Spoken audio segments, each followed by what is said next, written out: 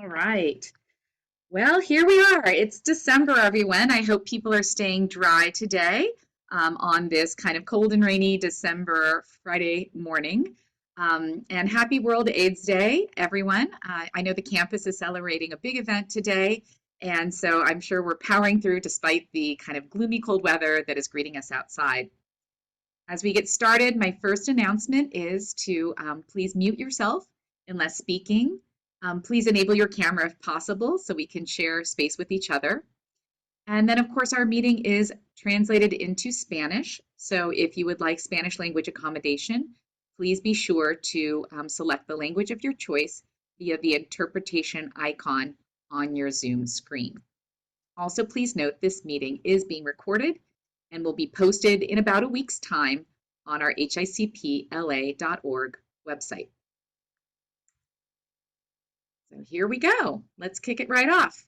I think this is pretty much the notes I already shared with you, but we'll just revisit them again. We want this meeting to be interactive, conversation, and dialogue amongst our guests. Please feel free to raise a hand or put questions or comments in the chat. We'll make sure to call upon you at the appropriate moment and respond to comments in the chat. We also want to make sure people can participate fully in the meeting, so feel free to select Spanish language interpretation via the icon if you would like that accommodation. Here's a quick overview of our meeting agenda for the day. We'll kick off with an update from our own LAC USC Medical Center. We have a very special guest here to present a U.S. Department of Justice report on hate crimes. Then we'll do a quick update on our General Hospital West Campus Development Program. And we're going to have some lengthy presentations, very exciting information to share about the Restorative Care Permanent Supportive Housing project, as well as two local housing developments, one at 3rd and Dangler and one at 3rd and Laverne. And we'll end with a few notes on community conversations, continuing our community conversation around civic leadership that was begun at the November HICP meeting. And we'll close with partner announcements.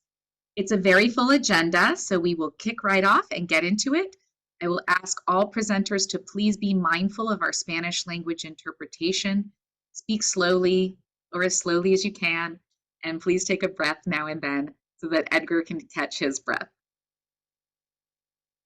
As we kick off, I'll go ahead and read our guiding principles that set the tone for our table conversation. All participants agree to basic principles prioritizing equity, community resilience, and health in all programs and projects. All participants agree to approach issues with an open mind, be willing to engage in dialogue, and commit to thinking boldly about solutions. Participants will state views and ask genuine questions. Participants will seek to avoid monologues and arguments, move to conversations where participants are curious and seek to understand various points of view. Participants will explain reasoning and intent, share how we reach our conclusions so that others can understand our divergent reasoning. Participants will attack the problem and not the person, organization, or institution. Participants will define key terms so that we can attain a shared understanding. Participants will share all relevant information. Participants will always arrive prepared for the meeting. During meetings, only one person speaks at a time. We will not engage in sidebar conversations. Participants will work to develop a comprehensive, common set of information with which to solve problems and make decisions. And with that, I'm delighted to welcome Edgar Solis, our Chief Operating Officer, to join us and give us an update on happenings on our campus. Welcome, Edgar. Thank you. Good morning. And good morning to everyone. And thanks for allowing me to let you guys know of how we're doing here at LAC USC. We'll start off with an update on how our operations are doing both clinically and a quick COVID update. So we are seeing a COVID uptick in the number of cases we're seeing and admitted here at the facility. This is something that we did expect. We are in the flu and cold season, and this is a respiratory disease. 2 weeks ago, we were probably seeing 5 to 6 patients admitted with a positive COVID test. Now we're looking at about 15 to 20 on a daily basis. So it's increased significantly. However, it is different than last year's COVID surge. Specifically, it's not as severe disease as we were seeing last year. Last year, when someone was admitted for a COVID positive test, they would require oxygen, possible intubation.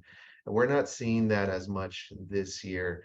Most of the patients that do come through our ERs looking for care and testing COVID positive are sent home.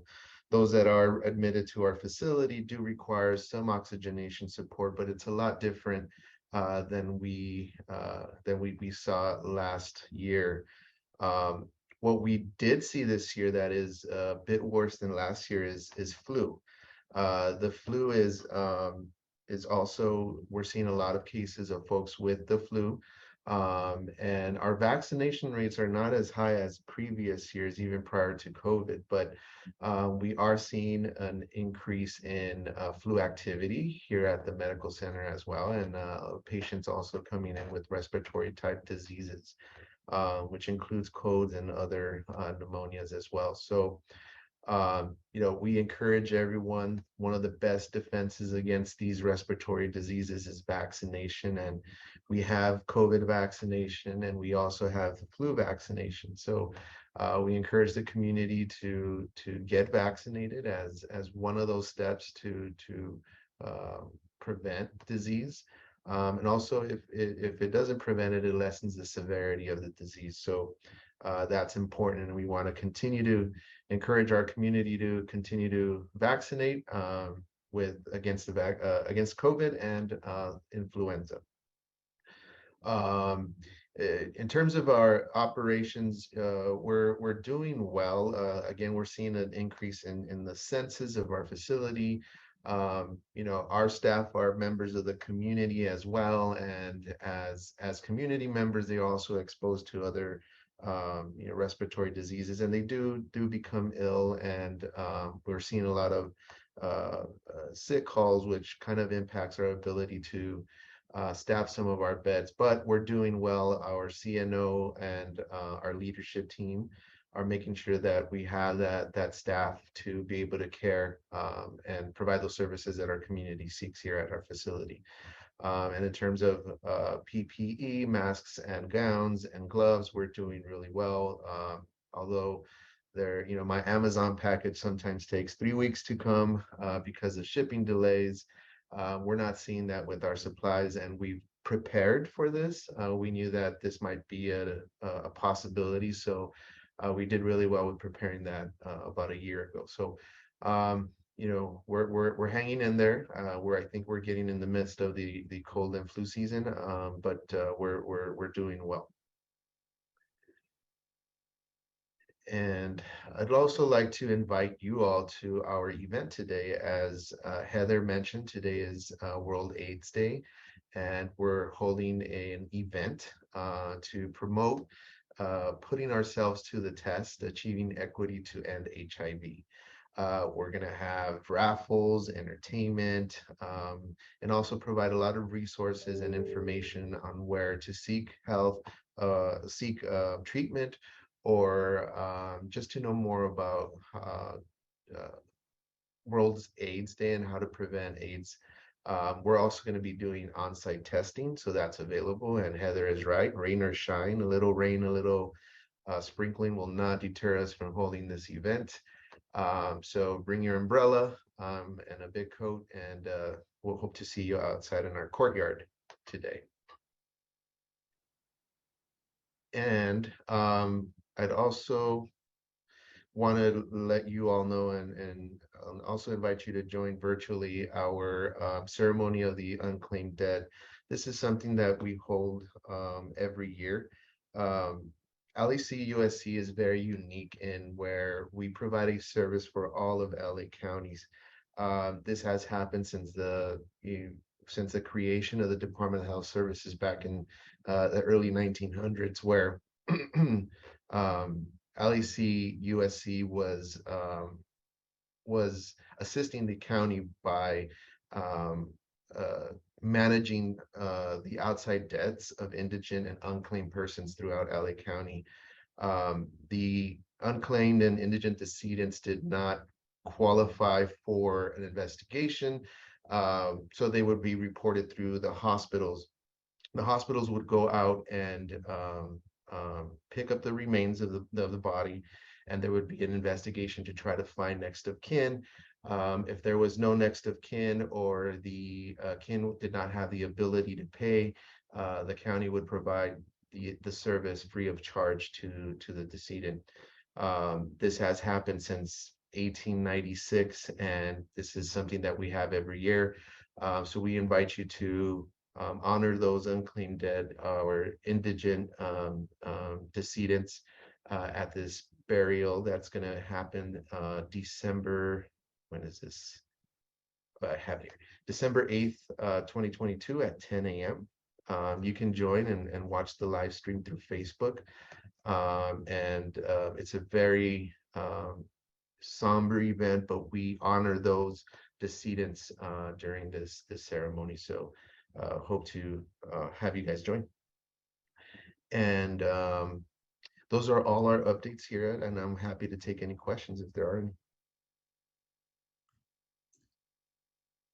So does anyone have questions for Edgar about any of the happenings on the campus? Just a clarification on the testing that's happening around World AIDS Day. Mhm. Is that HIV testing, or is that other vaccination and other things? That's HIV testing. We partnered with the AIDS Foundation that's going to be providing those point of care AIDS testing.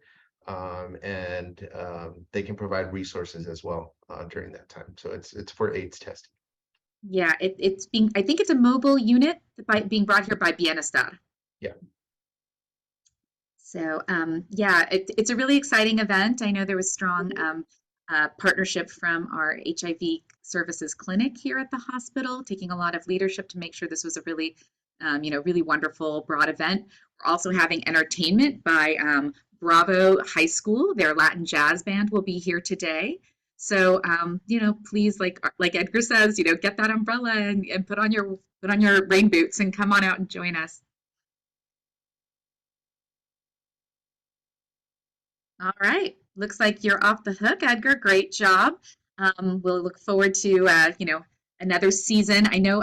Is there a date, do you know, for a tree lighting ceremony, Edgar? I do keep meaning to ask that, because I know that's traditionally something we've also done in the month of December.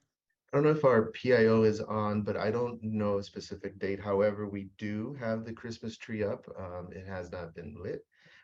But we are waiting for that Christmas or the tree lighting ceremony to happen maybe next week. But I'll confirm the date and let you know, Heather, so you can distribute to the group. Wonderful. Thank you. Yes, I've been meaning to ask about that because we like to build out our calendar of all the wonderful happenings on the campus. And that's always something that we really, really enjoy every year. So looking forward to that. All right. Well, thank you so much, Edgar, again for your updates, and we'll move right along. We're delighted to be welcoming a special guest with us today. Matthew Barragan of the U.S. Department of Justice Civil Rights Division is joining us to do a special presentation on the United Against Hate program. I'll let Ari Gutierrez perhaps do more of an introduction and kick it off. I'm also going to stop sharing screen so that Matthew can take it away and do the presentation himself. Hi, thank you so much, and good morning, everyone. As my role on this HICP committee is through the Latino Equality Alliance, which is an LGBTQ advocacy organization. And part of my role there is I also serve on the LADA, the LA District Attorney's new LGBTQ plus advisory board. And in that role, we wanted to begin some work in terms of how our LGBT community could better defend itself, but also change the climate around hate crimes and other incidents that may happen. And so Matthew happens to be a former board member of Latino Equality Alliance, so yay, yay. He is now on the serves with the Department of Justice.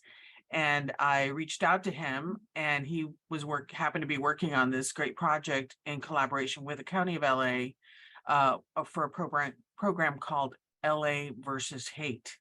But he's working on a national program that the DOJ is rolling out. So I'll let him explain that to you and then introduce the project to you.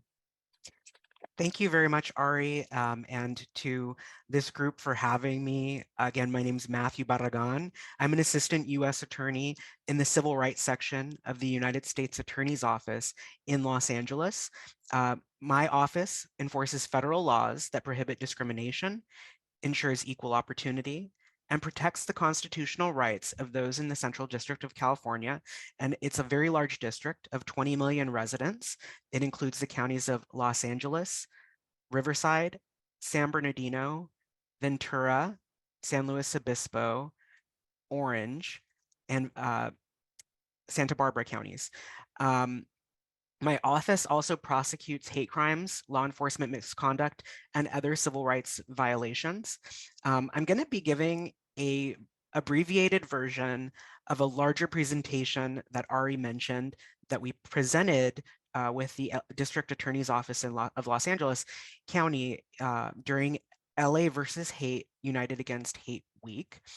This presentation was developed by the U.S. Department of Justice and Health and Human Services during the COVID pandemic, when we saw and all witnessed rise in hate crimes against the AAPI communities.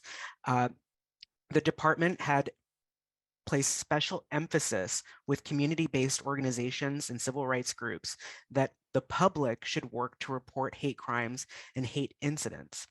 In response to this encouragement, our work with communities led to a discussion that it would be beneficial to help train communities to understand the elements of a criminal hate crime, and also the difference between a hate crime that could be prosecuted and a hate incident and other civil rights protections based on bias and discrimination.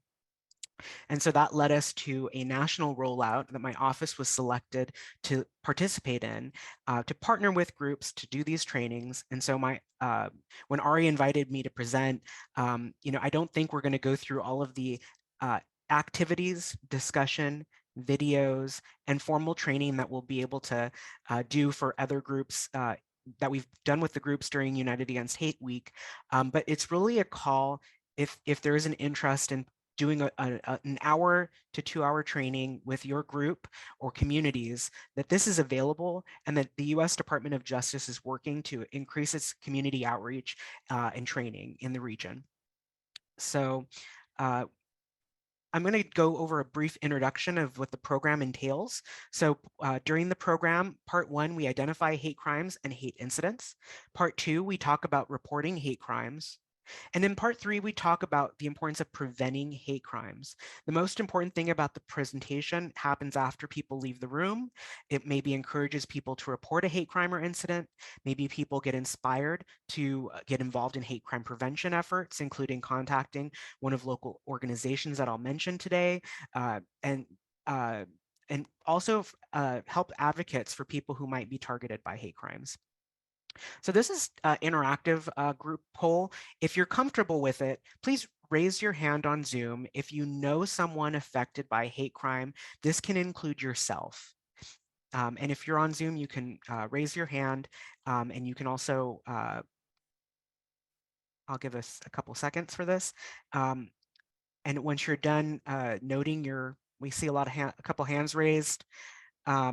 So many of us are impacted by hate crimes. Today, we hope to engage in an open conversation about crimes so we can be more knowledgeable and empowered to better address them in our communities. We see people who have dealt with this. Go ahead and put your hands down. Thank you.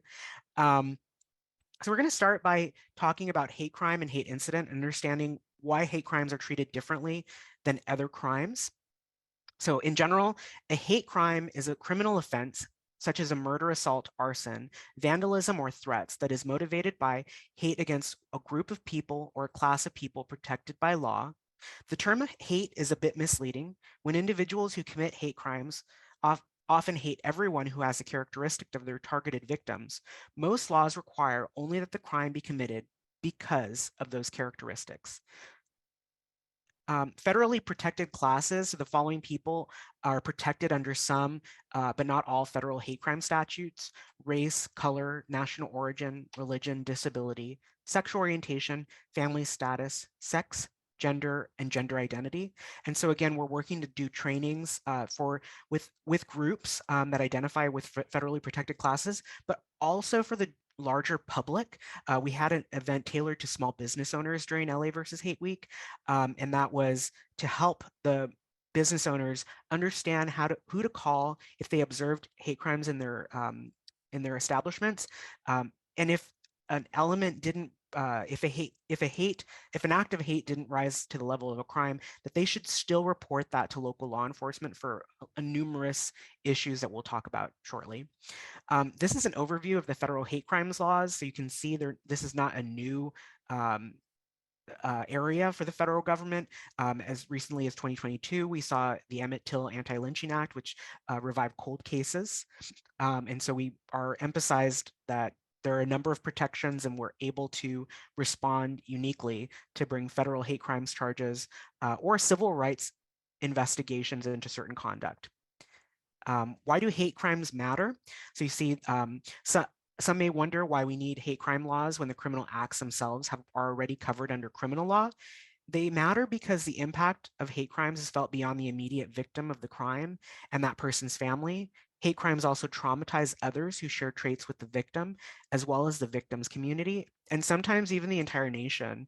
When we see these incidents occurring on news media, there's too many to recount right now, but we all want to work together collaboratively to ensure that we understand that community and law enforcement working in cooperation can more efficiently respond and provide prosecutions, civil rights actions, social supports, victim services, and other resources. Hate crimes vary by state, and so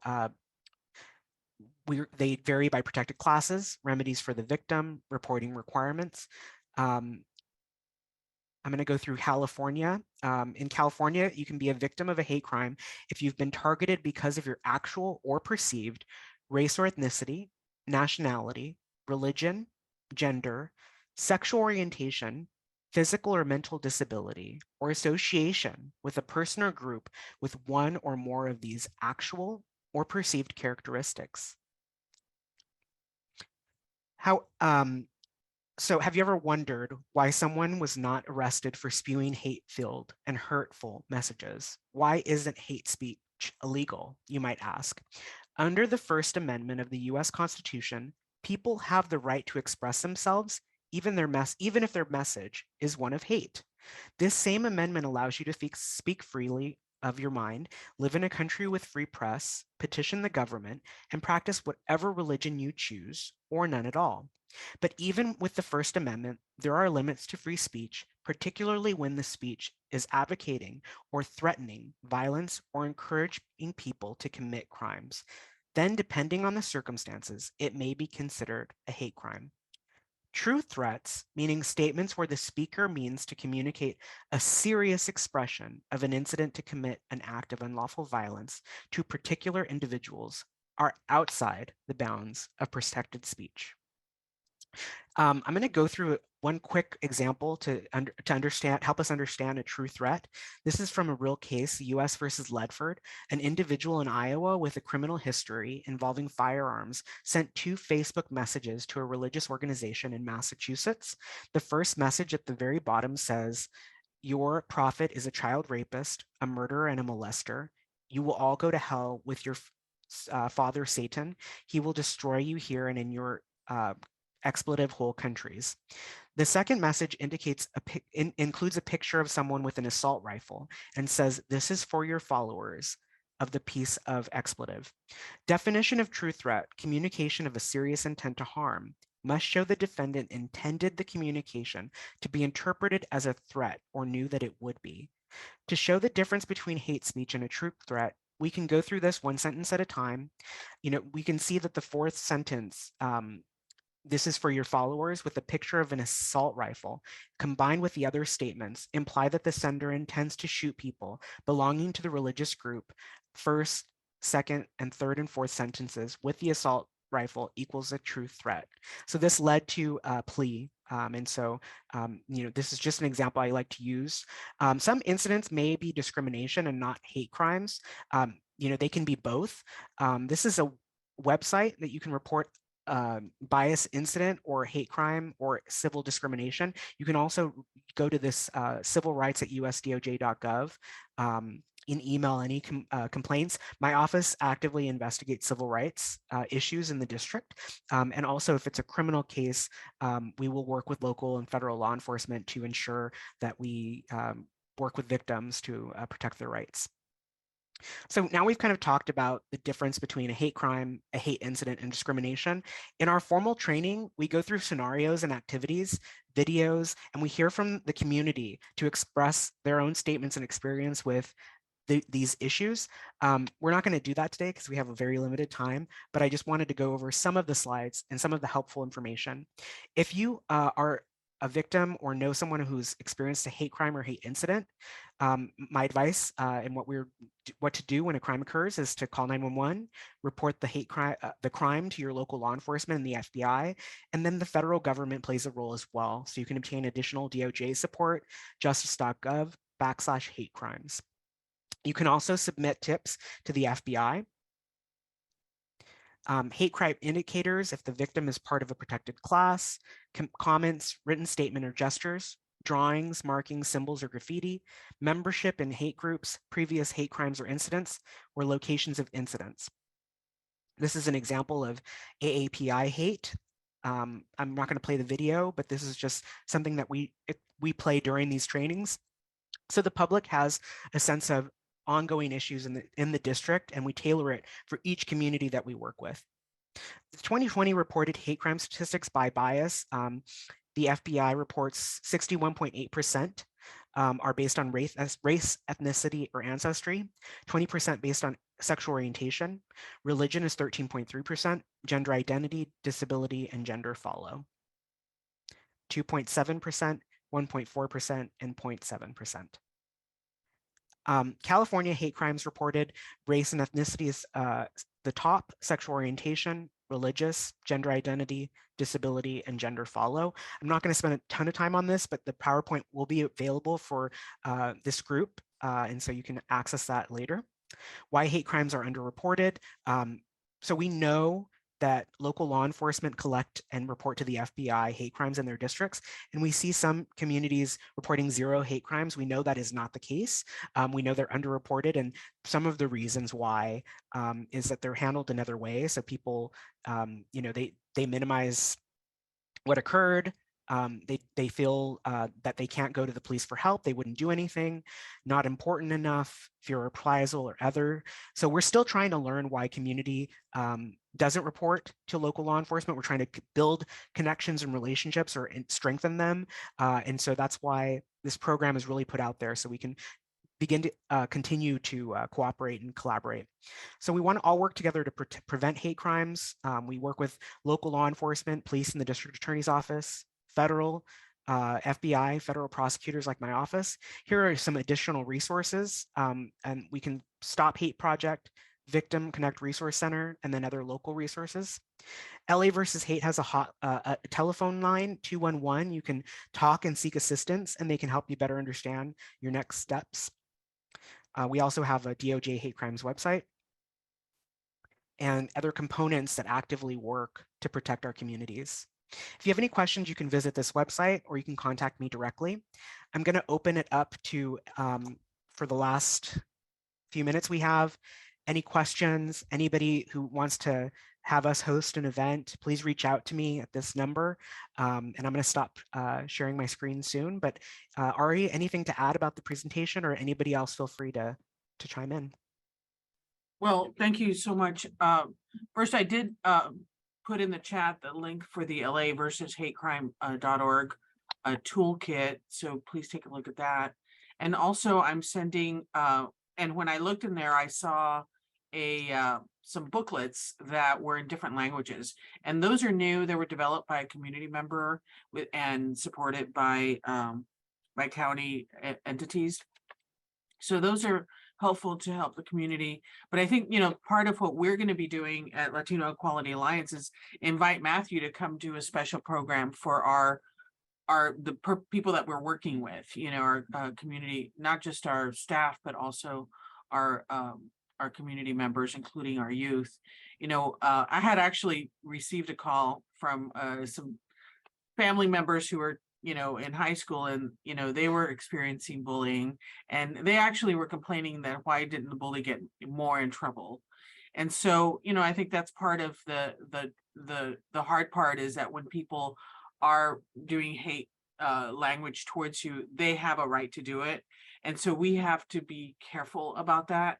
But at the same token, we do want to be able to contact the police or get some additional help, so that what I've learned is that that person will probably do that again to others. And so my motivation now in reporting is, it's not just about me, it's about preventing this from escalating and from others getting hurt as well.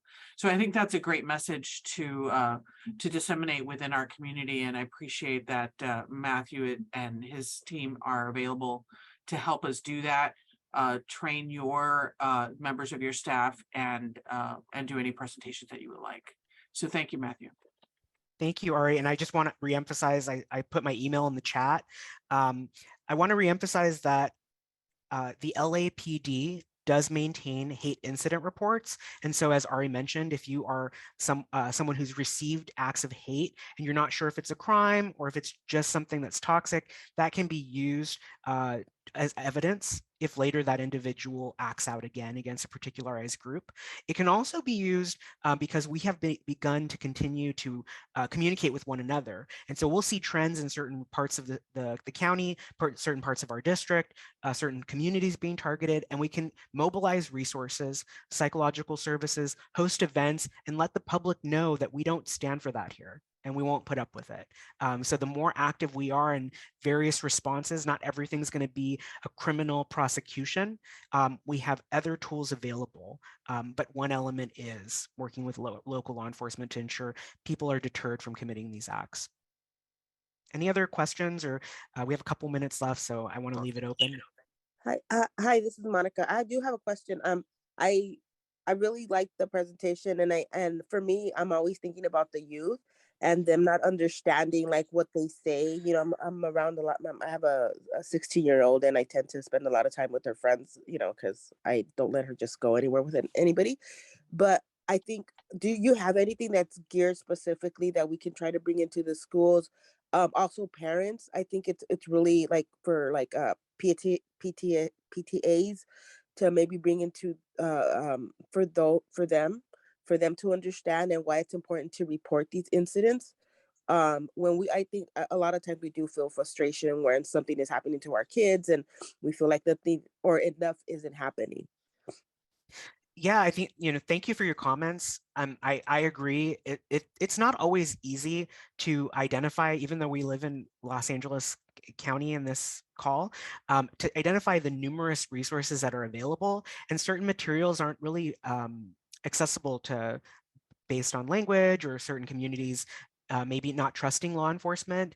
So we are working to tailor these presentations to school-aged children and families. We are working with college students on clinic and law students to understand reporting and how they can be part of this effort. And so it's a very wide and inclusive group of advocates, community leaders, community organizations. We all have a part to play. But if you're interested in, us speaking to a local school or a school district, we also have other components called the Community Relations Service, and we CRS, and they also serve as mediators. So if community has issues or grievances with a certain city or school district, and we want to make sure that folks are complying with federal law. There's also a non-litigation, non-prosecutorial arm of DOJ that comes out and talks to people and helps people mediate issues. So that's just another piece to note. I'm seeing some thank yous, and I'm seeing another question about reporting. There are various levels, as we're talking about, of reporting. So you can call, number one, make sure you're safe, call 911. We have local law enforcement who first investigate, but if it rises to a federal hate crime, contact the FBI if you're unsure. You can contact, when you start in a bias incident, depending on the situation you're in, if it's in a housing or employment situation, you can call my office. We do investigate with the Equal Employment Opportunity Commission. We do work closely with the California Civil Rights Department. There's a number of support and agencies, and I would just encourage you, the goal of the presentation is report, be a part of the solution, and let's all work together to prevent hate in our community. And to what extent are we working with media, especially ethnic media, to inform communities about your initiative? During LA versus Hate United Against Hate Week, our U.S. Attorney Martina Estrada actually spoke to Spanish language media in Spanish. It was, for me, a very proud moment. A lot of our residents of the Central District do not speak English, and so to have our head law enforcement agent at the federal level being able to directly communicate to community, I was very proud of that. And it's not the only language we have accessibility in. We provide numerous trainings in different languages, and there's work to be done in that area, but as the Department of Justice, we're working to serve as a leader in communication to our community. And with that, I'm going to end our presentation because I'm a little over time. Sorry about that. But thank you for having me, and I hope to work with you all in the future moving forward. And Ari, really appreciate you inviting me to be part of this important group. Thank you very much. Good luck on your 9th Circuit court case that you're working on. Thank you.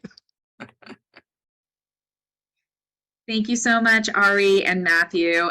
Ari, for bringing forward such an interesting, compelling topic at a time when, when there's just, I think, a lot of need to really understand the resources that are out there for our community. So thank you so much. We'll now return back to our main program. Give me one quick second while I share the screen. Next up, we have a quick update from Rosa Soto on the General Hospital and West Campus RFP project. Rosa, welcome. Happy Friday. Happy Friday, everyone. I was wondering, I don't know if Albert is on. I haven't found him yet on the list, but Albert, if you're on, then you can help me out, please.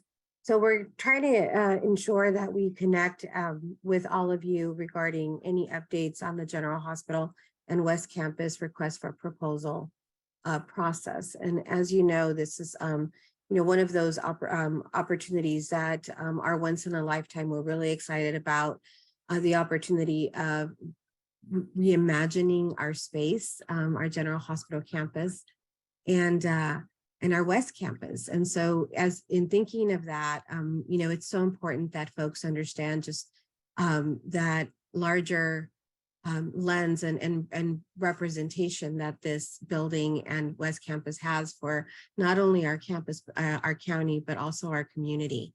And so as such, we're working with the Department of Economic Opportunity, the CEO's office, and various other departments, including Department of Health Services and Department of Public Works, to ensure that there are, that at every facet of this opportunity, there is a strong community engagement component, but that there's also a lens on the larger impact. So we're going to do a quick update for December, not a lot of major updates, but important ones in knowing what's happening. Heather, I don't know if we've already shared the article because I did toggle between two meetings right now, but there was an article in the LA Times a few weeks ago, about a week ago, that really highlighted the importance of looking at this building as an opportunity for addressing community needs in the future. So if you haven't already, go ahead and take a look at that. And There were a few inaccuracies from what we understand, but we are just so excited that there's attention to this wonderful opportunity, and that we continue to shine a light on what we can do as a community to improve the campus, the connection to our medical services, and the connection to community benefits. So give me the first slide, Heather. And thank you so much, Rosa. I meant to put in a slide about the article and I forgot to do so. So thank you for remembering and bringing it forward. So here we Not a go. problem. If anyone has the URL to the article, you can put it in the chat. That'd be awesome. Okay, so first and foremost, there is a Community Priorities Advisory Committee that has been now launched and formed. This is a committee that allows our partners to review, assess, and summarize the community guidance documents from the Health Innovation Community Partnership and the feasibility study of General Hospital. It also asks the committee to deliver a concise summary of community priorities that can truly inform future opportunities related to the site. The reason for this is because some of these documents do include a lot of detail and, particularly attention to how important our community comments and concerns are. So in some cases, we're talking about, hundreds of pages, and we want to make sure that as a committee, we can look at those documents and truly develop a concise summary that can inform future development, that can inform anyone who's coming in that doesn't know of the 5+ year legacy that we have together, to ensure, actually, we're almost at 7 years. Is that right, Heather? I think we're almost at 7 years. Yeah.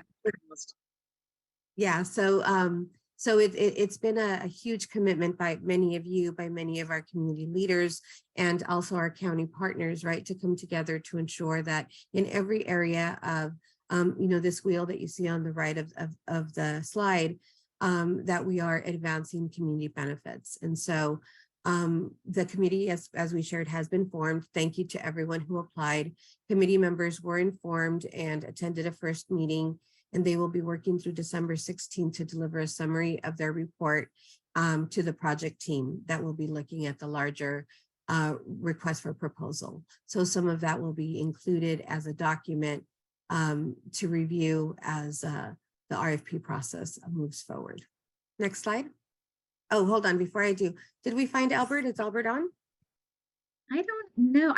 I was not able to find him on our participant list. I don't know if maybe he was not able to join us. It was a last minute staffing change, so maybe it just didn't work out this morning.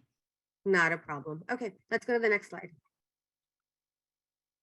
All right, so on this path of community engagement, there's another important opportunity, which is to bring a development community, a development industry closer to this wonderful space. And so we're calling these events Industry Days. So the first Industry Day will be December 14th from 1 to 3 o'clock, and it'll be at the Historic General Hospital. So we are asking, developer interested parties to come and to connect to the space. For us, what's really important at the foundation and being partners with you all at Health Innovation Community Partnership, it's really that connection that, has people truly understand where the property sits, how important it is to the campus, how important it is to our community, and to ensure that there's interest and excitement to the project. I like to say that, we really want people to come because once they come and they see, they fall in love with our space. And so, yes, there is a lot of work that the building needs, a lot of work that will be needed through the development process, but it's still one of those properties that when you come and you see and you have a connection, right, you never forget. So we appreciate that we're getting these opportunities. So it'll excite interest in the project. For developers and investors. It'll highlight history, scope, and scale, and it'll embed the community voice and perspective as a key element of the project, right? Particularly, just not only as a requirement, but as a true intention for success in this process. And so we want to invite some of those that have participated in the Community Engagement Steering Committee of the feasibility study, and some of our leadership that have been involved in some of the community engagement to come and be a part of the different stations and activities. There won't be a full campus review. It'll be more of a self-guided opportunity and informal, but it definitely will be one where at every station they come, we want them to see our county foundation and community partnership. All right, next slide. Oh, so the second one will be if you can take me back, yeah, will be in late January, early February, and we believe that that will be during the time that the request for proposal will actually be issued. So a lot of important work is happening right now in the background, and so just thankful to the county. Thank you to Supervisor Solis, who will be at this first Industry Day in person and be just really motivated and excited to present this opportunity to our new partners. So Thank you so much. questions? I'm going to the chat. Yeah, I think I was able to get the link to the article, so I did put that in the chat for everyone to have access. Pam has a question. I'm glad that a public meeting will be held. Will it include a tour of the site? Thanks, Pam, for the question. So, so it is a self-guided tour. There'll be stations. There won't be, an extensive tour of the building itself. Like, we're not going up into the upper levels just yet. Again, all of that will be sort of steps in the road as we get closer to an RFP process. The reason is because we have to be very diligent about all of the aspects of the project, so as to ensure that there is a fair and equitable process for the request for proposal. Any additional questions for Rosa? So Pam, I just wanted to also share, if you've been to one of our anniversary days or one of our, just site or opening visits, we did have stations. It's going to be a very similar format to that. Where we'll allow folks to see aspects of the project that are open to the public today, but we'll also have some nice poster boards, right? Just describing the process and describing maybe upper levels that aren't accessible just yet to the general public. So it's not an official tour of the building as a whole. It's really it's not a public meeting per se. It's an invite, right, to a particular network and sector of community that doesn't normally engage in spaces like ours unless there is a particular interest in this in development across the country. So we're really trying to ensure isn't with a specific agenda, but really a more open forum to hear from the leadership, hear from supervisor, hear from department heads, and also again visit those stations and see the wonderful work that has been done and some of the highlights of public documents that are already issued, such as the feasibility study, architecture renderings, and those sort of aspects. It would be good to have representatives of the community that they can meet as well. And that's right. And so we'll be inviting those of you who were part of the feasibility study, those that were part of different committees, and maybe even some of the community engagement committee that we're priorities committee that we're engaging right now attend and support us through the process. But it's going to be, there's going to be a bit of a how would you say like the format is going to be very specific because of this eminent process of the RFP, right? We don't want to get ahead of any county process. And so that's the commitment to anyone who does come and present, that we have to stick to script to make sure that we are, staying within the parameters, not script about, community priorities or, but because you are the experience of your own process, but ensuring that we don't go beyond scopes of public documents available.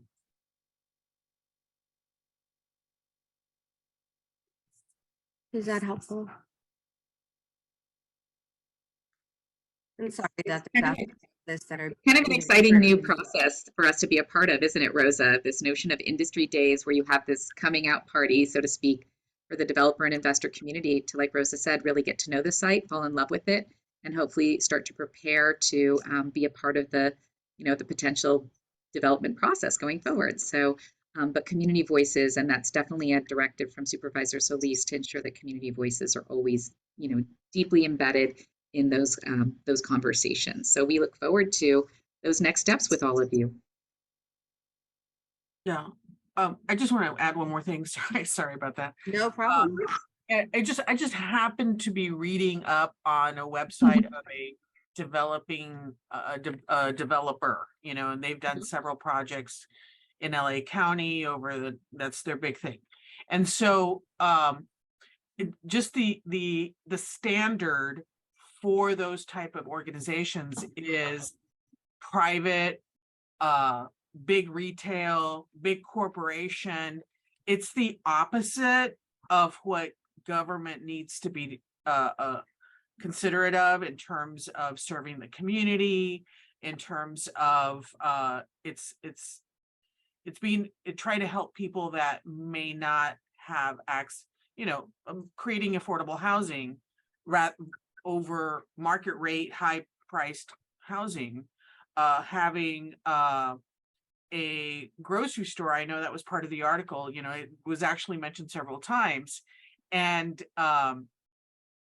perhaps in our community, it should be a mercado, and how do we engage the Latino vendors, and immigrant community who may not have rather than bringing a Ralph's or a whatever it is, or there needs to be a balance of both. So that's kind of my concern and fear on what the developers are eyeing this as versus what the community is anticipating, hoping, and has insisted on. So I think that kind of cross education needs to happen, and cross going both ways, because what I've learned is you can't have, all of this without a little bit of that. So, okay, but, Yeah, no, those are good points, Ari. I think for us, what's important is the opportunity to engage before the process begins so that there is a highlight to community priorities and community leadership that is present. I think that, it is difficult to draw interest from, from development community, investment communities that, traditionally do these like larger mass projects. The type of project, as you might imagine, that it will take to reuse a general hospital is one that is going to take a major investment, major partnership from the county, from those developer partners. And so, I think there's a desire to ensure that it's a well-known process and project opportunity, right? In the various communities, and there are good developers out there. I really do believe in good investment, projects, but it does take a lot of care to every step of the process, much like I think we're doing here. And then, so, we'll continue to do that with all of you and with your advisement and support.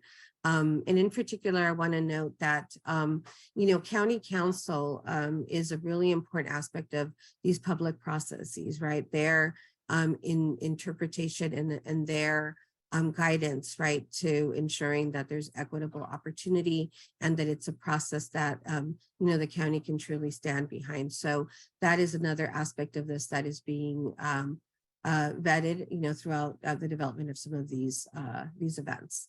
So, again, we hope that we do have a strong presence of community in the first industry day and in every process after that.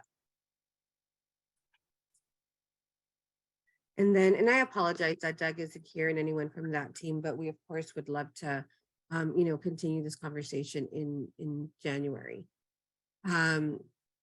Yes, and so the question to to your question, Pam, can the Community Priorities Advisory Committee table at the Industry Day? That's a great question. I think, Heather, we could probably take this back to, to the committee vetted by County Council. If it is something that is allowed, I think we would love to have it. So thank you for the idea. And then can Yeah. we present our draft recommendations regarding the uses as part of the feasibility table? It is actually going to be there. It's going to be particularly available on the poster boards for the feasibility study.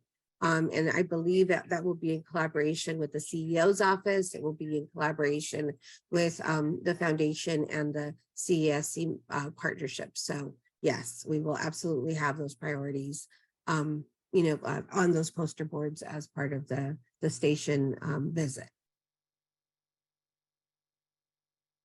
Yeah, Yeah, great suggestion. absolutely. And keep in Okay. other ideas, let us know. Yeah. Any other questions? So Yeah, you're on to the next one. I know we're short on time, so go ahead and go on to the next one. Appreciate everyone's time, and I'll come back later for another HICP update. sounds good. Thanks, Rosa. Yeah, I wanted to kind of dovetail some of Ari's comments about developers and projects that, propose housing in communities. We have a couple upcoming presentations specifically on that. So we'll first ask Oscar Alvarado, and I think Gilbert Gonzalez may also be joining to give us their presentation on the Restorative Care Village Permanent Supportive Housing Project. And subsequently, that will be followed by presentations from our colleagues at National Core and at PATH about two other housing developments in the local community. But first and foremost, let's let Oscar take it away. Welcome, Oscar. Thank you. Thank you very much for having us back, Heather. 2 meetings ago, we had the opportunity to introduce ourselves to this group and to talk to you all a little bit about the social program that we had envisioned for the project here at the Restorative Care Village that we were selected to develop. And today we wanted to introduce you to the design concept that we put forth as part of the RFP response to the county. And we're looking forward to your feedback, of course, and to having an open and ongoing dialogue about the project that Century brings to the community. We see this as a, as a starting point, as a response to the RFP requirements that the county put forth. And we're excited that this group is here and that we're able to work with you all on what ultimately gets developed on the site. If you can bring the next slide, please. Just as a quick refresher, Century is a nonprofit organization that was founded in 1995 as a result of environmental justice litigation around the construction of the Century Freeway. As an organization, we make loans to housing developers across the state, and we have invested over $2 billion in affordable housing since our inception.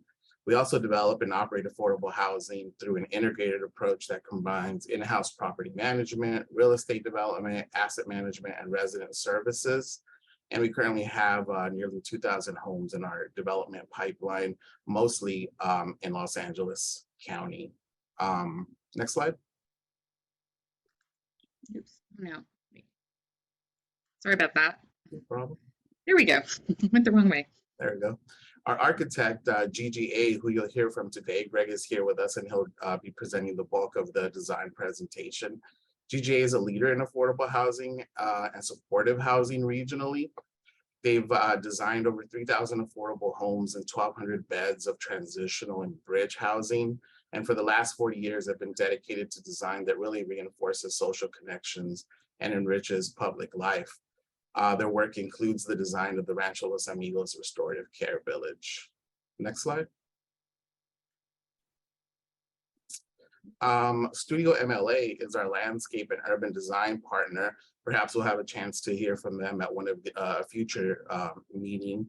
They're involved in many local high impact projects like piggyback yards, the revitalization of the LA River, and improvements to Union Station. Studio MLA is going to assist us with creating wonderful exterior spaces within the project, as well as connections for improved mobility, safety, and connectivity to the broader community.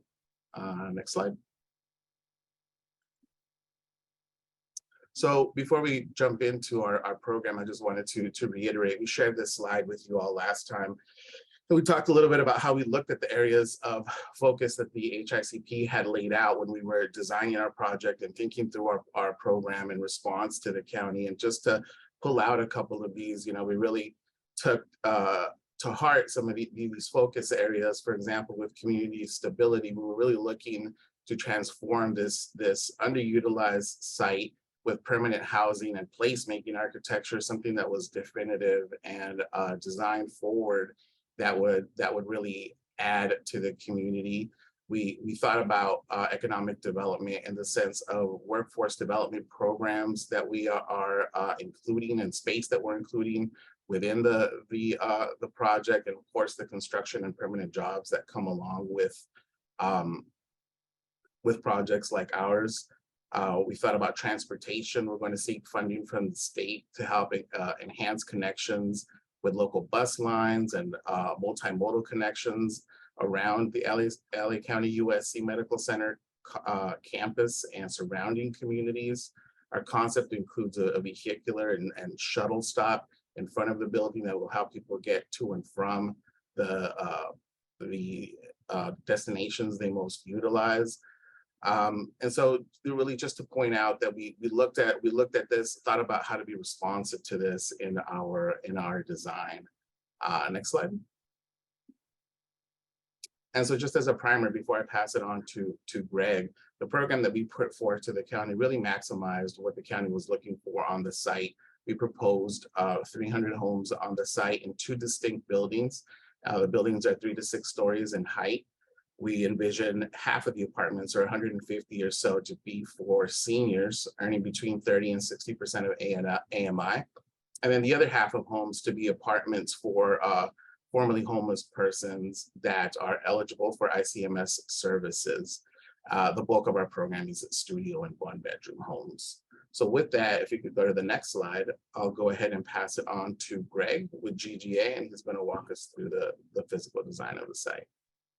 Thank you so much, Oscar. I know we don't have much time, so I'm going to try and go through this relatively quickly, and hopefully not skip through too many things. But just to say, we're very happy to be here with you today, and very much look forward to continuing the process with you as the site develops. So the first thing to start off with is that we recognize as part of conceptualizing the project that the site is really part of a much broader network, both the LAC USC master plan, but also the broader urban fabric, and ways in which this connects not only to the services of the medical center and LAC USC in general, but also the broader community in terms of even up to Lincoln Park, pedestrian and bikeways, other multimodal access points, and that this really feels as though it's part of the city. On the right, what we see here is some of the constraints that we had on the site, which is Griffin Avenue, Mission Boulevard, the railroad to the north, and the sort of feeder street of East Lake Avenue, forming this triangular, sort of odd triangular site. And how do we begin to envision a project that doesn't really have a back door? It's sort of sort of a project that can be seen for and needs to respond to all sides. Next, please. And core to this, as Oscar said, is really embedding within the project your focus areas and the values that are held within those points, as Oscar started to iterate. So we've looked at this as a socially woven, livable place, enmeshed in helping people heal through holistic and restorative environments, supporting one's whole health, and in that, really seeing the fusion of architecture, landscape, services, the city fabric, really bringing this in as a kind of a restorative, a fully holistic restorative environment. Next, please. So here we're going to go through a bunch of clipping slides just to show how the project builds up. The first is, so we have Mission at the bottom of the slide here, and then Griffin going up off to the left just to orient you. So first is to push all the parking to the back. And what that does is actually opens up an open space right at the corner of Mission and Griffin that is on grade that allows for enhanced landscaping and planting right into the ground. And that we see as open to the public in general. Then as an architectural strategy initially is to take the historic sort of model of the Los Angeles courtyard building, which really marries architecture and landscape together through its organization. Next, please. These next series of slides will have this sort of development on the left, and then a set of views on the right that correspond somewhat to what that diagram is talking about, just to orient you here. So then we take the courtyard building and we pinch it, sort of push it in on two sides to create a variety of sort of a diversity of open space types. Smaller courtyards, more intimate courtyards versus more public courtyards, as well as outer facing spaces such as the multimodal sort of drop-off zone that Oscar was mentioning earlier, which is in the upper slide, and then a more active court, maybe for active sports or sort of more active activities. It's actually along the rail yard side that also allows us to pull the housing back from that edge. Next slide, please. And then from that, shade as a really, we recognize not only landscape and vegetation as critical to restorative and healing environments, but also the aspect of shading and really conditioning that environment. So as we cut out the underside of the building, creating these big public porches and loggias. The bottom image here is actually along the intersection of Mission and Griffin, where that lower courtyard I mentioned earlier really opens up and spills out onto the street, allowing for vendors and community members and other nonprofits or stakeholders to kind of activate that space. And that really allows a porosity, a visual porosity into the project, back out into the city fabric. And on the upper portion, one of the more shaded sort of underneath the building porches or loggias, if you will, that are edged by these gardens. Next, please. And then that was from the bottom. Then if we carve it down from the top to allow for light and air to penetrate into these courtyards, and also create a series of living terraces and gardens, which you can see in the upper right-hand slide for community gardens, other sort of meditative or sensory garden environments that create sort of another scale of open space for the residents to occupy and enjoy. Next, please.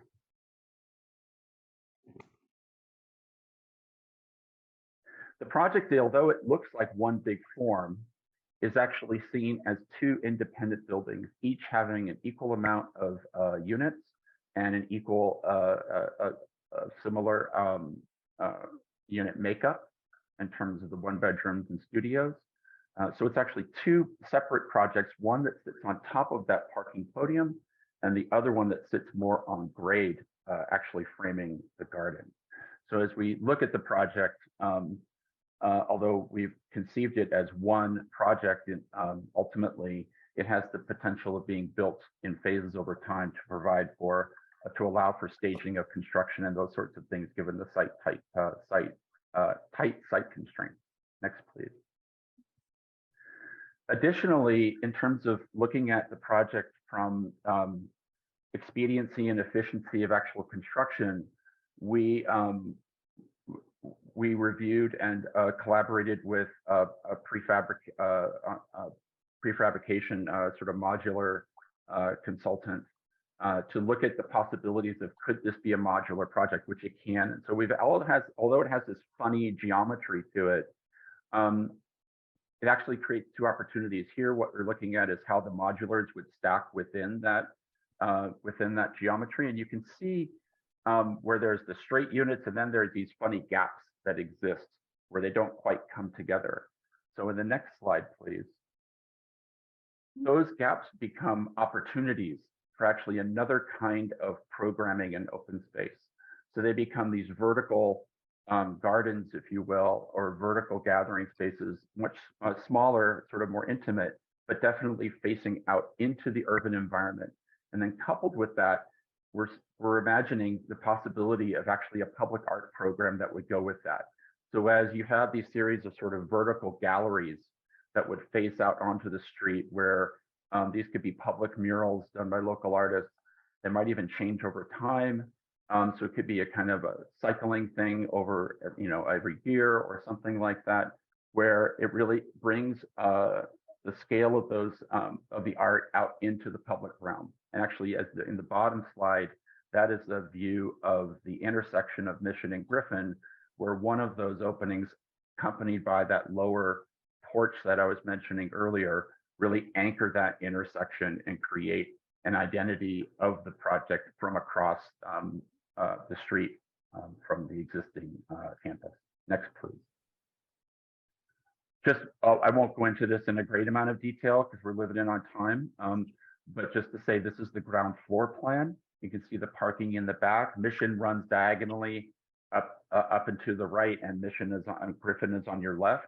You can see the ground floor courtyard that opens out onto the street, and how that ground floor is really porous, and those are services that exist at that level. Case management, lobby, fitness. We'll get into this workforce development piece, the little building off to the side on the left. Next, please. And then as you come up, now we're on top of the podium with another set of gardens, and you can see how units are now coming into that level, but also these sort of little amoeba shaped pieces are all the services that are there. Next, please. One section that just shows the relationship of the rail yard on the railroad on the left. On the right-hand side, I apologize. How we're using the parking actually to lift the housing and the garden up above the view line of the rail. And then the housing would sit on top of that podium, and then it steps down into, this is actually a section through the main courtyard that opens back out onto the street at Griffin and Mission. Next, please. There's two very important sort of additional social programming that's part of the project. One is peer respite program that's by Project Return, peer support, which is they have a long history of working with Century. So what we have is on a private floor within the project, it doesn't share the floor with any other units. It has a distinct entry, staffing, and common space. It's a 12-bed program with its own community room, separate entry and lobby, and shared single suites with shared restrooms in between them, which you can see in this little axon here. Next, please. The other, which actually sits on the ground floor in that ground floor courtyard right off the street, is a workforce development programming by LA Habitational House, which is another partner that Century's had for quite some time. It's a 6,000 square foot program, social enterprise of sort of a retail storefront, pasta making entity, a public sort of a kitchen, which could be for educational purposes as well as for training, has job training, career development, really sort of having this serve the community and becomes not only services for the residents, but also a place to activate the court for the general public. So this becomes a place where the general public can actually come and interface with the project. Next, please. I won't go into all of this great detail here, but just to say that we really, a part of being a holistic and restorative environment is also being responsible to our own environment and to our own climate and to our city, and the ways in which that we're taking daylighting and analysis and open space and shading and carbon reduction, et cetera, into consideration as we're actually looking at the project. This is a driver for us in the project, and I think it will continue to be as the project evolves. Next, please. And then finally, just an overview of a pretty rendering flying above the whole thing, just to give you an orientation. This is Mission running along the lower portion of the slide. Thank you, and I'm sorry if I ran a little over here. I'll hand it back to Oscar. Thanks, Greg. I know we're short on time, so I won't belabor, but just wanted to share with folks that our timeline, and essentially over the course of the next year, what we really expect to be doing is a lot of meetings like this, a lot of engagement with the community, going out to the neighborhood groups as well, going out hopefully individually to some of you all, and and through a committee that I hope will form to engage with our group and really start to hone in a little bit more on our programming and what our project can be. And beyond that, we'll be working on entitlements and our community, a plan for community outreach, a formal plan that we'll submit to the county. One of our partners is here today, Carrie Morrison. Maybe on a future meeting, we can dive a little bit more in depth into the outreach plan and the engagement plan that we have for the community with the help of Carrie and her team. Maybe the last slide. Really the next steps that we have are listed here. Again, I won't go through them, but just hopefully with that first bullet, we're hoping that a committee will form out of the HICP to be a working group that can really engage with us and help inform the path that the project takes going forward. And I'll go ahead and leave it there in case there are any questions. And thank you all so much for your time this morning. Thank you so much, Arthur and, pardon me, Oscar. I don't know where Arthur came from. Thank you so much, Oscar and Greg, for your presentation. I'm sure that's exciting a lot of interest among our members to kind of see the visioning and the opportunity of this incredible space.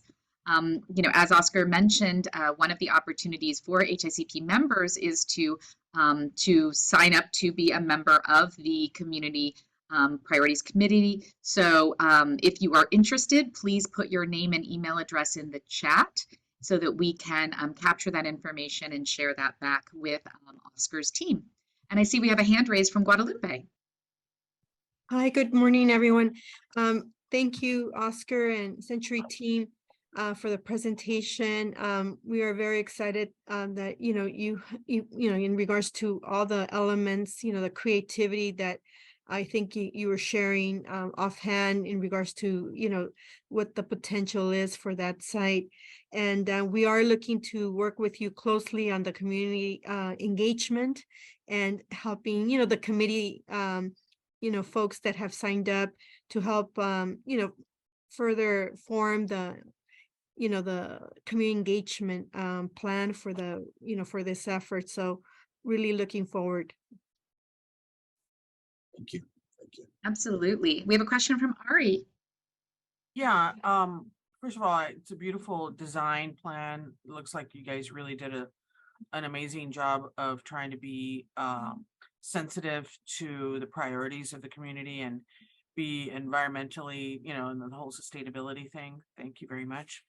From the picture that I see, I think certainly you've made that effort on the actual land, but I drive through that area often. I know that Huntington is a very busy street. Is it Huntington or Mission at that time? I guess it's Mission. And those pillars and the access to the people feel very unsafe at this point to me. So, and I'm sure this is something that could be discussed at a community engagement meeting. I don't know when you're having those or what the plan is for those. I saw you have them in the timeline, but for in terms of pedestrian safety, how do we address the traffic on those streets to be safer for the pedestrians and for that space? Yeah, thank you, Ari. I think that's a great point. And one of the things that we wanted to make sure that we incorporated into our program is a look beyond the site itself, right? And so one of the funding sources that will be key to us is the Affordable Housing and Sustainable Communities funding that is available through the state, and that helps us to create improvements off-site that include things like safety, related to safety, like improved crosswalks, signaling, things of this nature that would really add to our ability to make the site safer. But obviously, the biggest thing that we can do is talk to the folks who use this area the most, and who walk it and live around it. And we're looking forward to doing that. I don't know, Greg, if you have anything else to add to that. No, I think that's right. I think also Studio Out My Way, who I think Ben might be on the call today, I'm not sure, but as landscape architects, they're landscape architects and also urban thinkers, and so their involvement in developing public realm sort of pedestrian environments that really look at the relationship between different modes of traffic and really busy roads and bikes and pedestrians, et cetera, are integral to our understanding of how this really stitches into the urban fabric. And they're doing a lot of work in the area along those lines that could help to inform this site in particular. So it's a great question. Thank you. I have a question. This is Monica. I just want to make sure that the community engagement does involve the Health Innovation Partnership. We've been part of most and all community meetings for the development that's happening on or that's adjacent to the hospital. So I just want to make sure that that's part of it. We want to make sure that our community members are heard, and then how we can be partners, right? Making sure that we're partners and getting the community to participate in this. Yeah, absolutely. We'll make sure that we keep the group informed, and that you all are a part of any engagement that we do in the community. Certainly. And just as a reminder, we are accepting names to participate in the HICP subcommittee to provide community feedback to this project. That is an invitation that Century has brought forward with LACTA to this group. So absolutely, Monica, we really want to express and impress that in addition to having regular presentations at the HICP meetings, as we've been doing, there is an opportunity right now on the table to join the committee and to be a part of the community feedback process. So like once again, this is an open invitation to everyone at the HICP meeting today. If you are interested, please put your name and email in the chat so that we can forward that along to Century for next steps related to the community engagement and feedback process.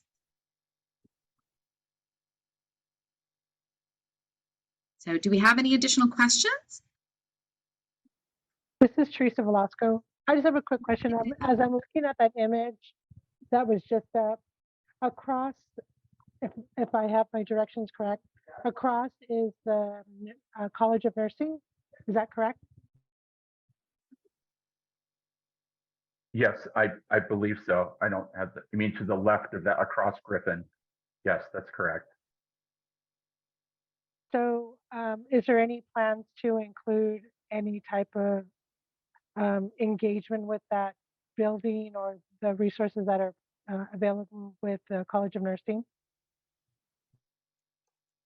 That's a great point, and we would be very happy to do that, and you know, have a directed session with that group as a stakeholder, the College of Nursing, and I think that's something that frankly we would extend to any of the organizations that are a part of this group. If you all have a area of focus that you think is warrants a direct discussion, we are very available and we're happy to come and speak with your membership directly.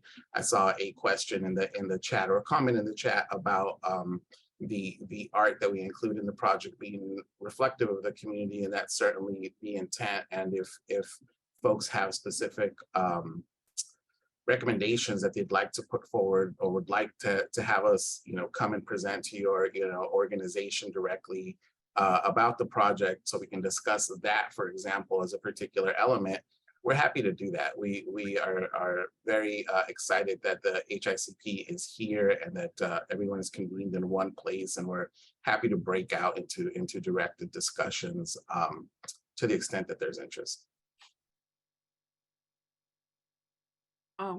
This is Ari. I'll jump in. Mentioning the buildings that are next door, I believe at one time I had seen a design that included a pedestrian bridge over the busy streets, certainly over Mission, to the other networks. I don't know if that's a separate project, or if maybe you have to have, maybe it would be advisory to create a space for the end part on your side you know, where you would receive and where people would access such a pedestrian bridge. Also, I just want to mention that, you know, that tree behind you is in the shape of a heart. Did you do that on purpose, or? Yeah, it's just the part that you can see. The rest of it starts to take a very different shape. But yeah. Okay, so subliminal messaging. Yes, absolutely. Thank you. Go ahead. Oh, no, I was going to say thank you, Oscar. I don't know if you have additional comments. We have a couple questions in the chat that I was going to read out. Okay. One is are the community engagement meetings for this project open to the general public or based upon invite? So I guess in the terms of this context of this body, are people outside of HICP also invited to participate? Yeah, I think that's one of the things that we're looking forward to working with the supervisor's office on, and identifying the places where we should direct our in-person meetings. I mean, we certainly see ourselves going out to neighborhood groups and making it in-person meetings. And I think we want to work with the county staff and the supervisor's office to figure out what the best places are to create that engagement. And certainly I think whenever we do have those types of meetings, we're happy to, those would be open to the general public, yes, and we're happy to invite the membership of this group as well. Thank you, Oscar. And then we have a question about, can you please provide next steps? So maybe if you want to give us a little bit about what those immediate next steps are based upon your timeline. Yeah, if you want to go to the next slide, it might be a little easier. So definitely engagement in the community with this group, and putting together a formal community engagement plan that we will submit to the county as part of our agreement with the county. That's what we'll be working on immediately in the next month or two. We also have to spend quite a bit of time, I think, and effort in figuring out what the path for entitlements would be for this project. It's a complicated site with a lot of different uses that we envision. It's also a site that is technically located within the city of Los Angeles, but owned by the county of Los Angeles. So that provides sort of an additional layer of complexity, but also potentially a quicker path to entitlements if we're able to, you know, work successfully with the county through that. So we expect that we would be spending a fair amount of time there over the next, 6 to 8 months, and then just refining our program based on the feedback that we get from the community, both in terms of the social services that will be available on site and what the building is physically. We expect that to sort of evolve and morph as we listen and take feedback from the community, and really those things are the bulk of where our energies are going to go over the course of the next year. And I think it'll take about that long for us to, get through our community process, get through entitlements, and then after that, we would be in a place to start to begin applying for public sources of funding. Sounds good. Well, thank you so much for the presentation. I think that gets us through the questions we had. Ari, I think your hand is still up from the last, or do you have something more? Okay, good. All right, thanks so much for the presentation. Like I say, very exciting to see those visuals and just feel that the project is coming closer and closer to reality. So thanks for joining us today. I know we'll be looking forward to future presentations as we move along the project timeline and horizon. We have 2 other wonderful projects that we'll be describing and discussing today. So with that, I'm going to ask Cynthia Mejia to step forward with Stephanie Medina, one of our local artists who's done an art project on our Third and Dangler program. And then we'll also hear from Megan Colvard of PATH about the Third and Laverne project. So with that, I think I'll ask Cynthia to kick it off. Thank you, Heather. Great to see you. And it's a pleasure to join you all this fine Friday for an update of our upcoming affordable housing development in unincorporated East Los Angeles. Many of you might know the development as Third and Dangler. We've renamed it to Las Dalias. So I'm pleased to reintroduce the project as Las Dalias. My name is Cynthia Mejia. I'm an assistant development manager at National Core. Thank you again for having me. We can skip to the next slide. Yeah, Cynthia, also, if you could turn your microphone volume up just a tad, it's a little quiet. Okay, does this sound better? A little better. Okay, I'll try to get a little closer. There we go. That's much better. Thank you. Okay. All right, so my agenda, I'll try to be quick since we're a little tight on time, but overall wanting to provide a brief introduction of who we are, the development underway, community benefits, and an overview of our local art efforts. Towards the end, I'll bring in Stephanie, who will walk us through her process of community engagement and which has really influenced her design for the local art piece. Next slide. So National Core is an affordable nonprofit organization founded in 1992. We are located just east in the city of Rancho Cucamonga. We have a total of 10,000 units and 30,000 residents across apartment homes in 4 states. This makes us the largest nonprofit the 4th largest nonprofit affordable housing developer in the nation. And we're really proud to be a full service organization. We take pride in developing, building, managing, and serving all of our units through our sister nonprofit organization, Hope Through Housing, which provides the services on site. So we're truly invested in all of the communities that we build. Sorry, I think, is audio still an issue? I think I saw a comment. Yeah, Ben was commenting that's still a little difficult to hear. Okay. So I would recommend for everyone participating, if you can turn up the volume on your speakers all the way, that would be helpful. Thank you.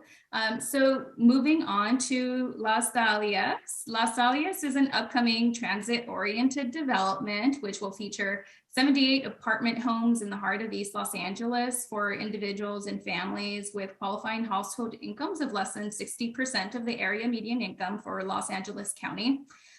39 of the apartment homes will be reserved for individuals and families who are formerly experiencing homelessness, and upon their transition will be supported by wraparound services coordinated by PATH. Las Dalias is conveniently located along the Metro Gold L line between the Maravilla rail station and the East LA Civic Center rail station. The development will provide a mix of studios, 1-bedroom and 2-bedroom units with a rich combination of on-site amenities, including a community room, which will be open to the public and of course our residents, a tot lot playground, a rooftop garden, bike parking and bike safety and education programming, a public forecourt plaza, a local artist mural, a pocket park, which will be privately owned but publicly accessible adjacent to the development, on-site subterranean parking, and robust on-site services in partnership with PATH, People for Mobility Justice, and a host of local nonprofit organizations. Next slide. Our organization was selected by the county to develop the site in 2019. Promptly upon selection, we implemented a really robust community engagement plan, which included holding booths at local events, holding one-on-one meetings with local stakeholders and residents, hosting open houses and stakeholder group presentations at various organizations, and which continued with various committees through our community benefit agreement with the county. In 2020, we secured 4% tax exempt bonds and allocation from the Affordable Housing and Sustainable Communities program. And then we started construction in the fall of 2021. We're expecting to complete construction at the end of next year. So really excited to get our marketing and leasing application window going next year. Next slide. Our construction team has been really hard at work. We did have a bit of a delay early on to relocate utilities on site, several of those which took about a 6-month kind of window into our construction timeline. We are now looking at completing the 2-level subterranean parking garage, and you can see a few of those images and what that's looking now. We are expecting to go vertical with wood carpentry as soon as the new year rolls around. and looking really forward to see the site come to life in 2023. Next year will be a big year, and of course, looking to complete by December. Next slide. What we are really and maybe most thrilled about are the range of community benefits that will be realized through Las Dahlias. Some of these, of course, include revitalization of the current or previous vacant site along the Metro Gold Line with a transit-oriented development with 78 deed-restricted affordable housing units, 50% of which will be for permanent supportive housing, on-site parking, on and off-site infrastructure improvements through the HICP program, some of those which were, enhancing existing walkways and curb ramps, street crossings within a mile radius of the project, of the development. As part of the HICP program, we're also upgrading 5 new buses to be zero emission, and this will be specifically for the Metro Line 70, which runs along the Garvey Cesar Chavez, that's our Chavez corridor. We're also in partnership with the county, procuring 5 electric buses to replace existing CNG buses on the Dash Boyle Heights East LA transit route. Replacing and constructing new transit shelters, installing bicycle racks, improving amenities such as lighting and seating at 54 bus stops surrounding the project, planting 300 new street trees. So lots of new kind of greenhouse gas reduction sustainability efforts around the development site, understanding that the context around the development is kind of buried through several freeways, including the 60 and the 710 freeway.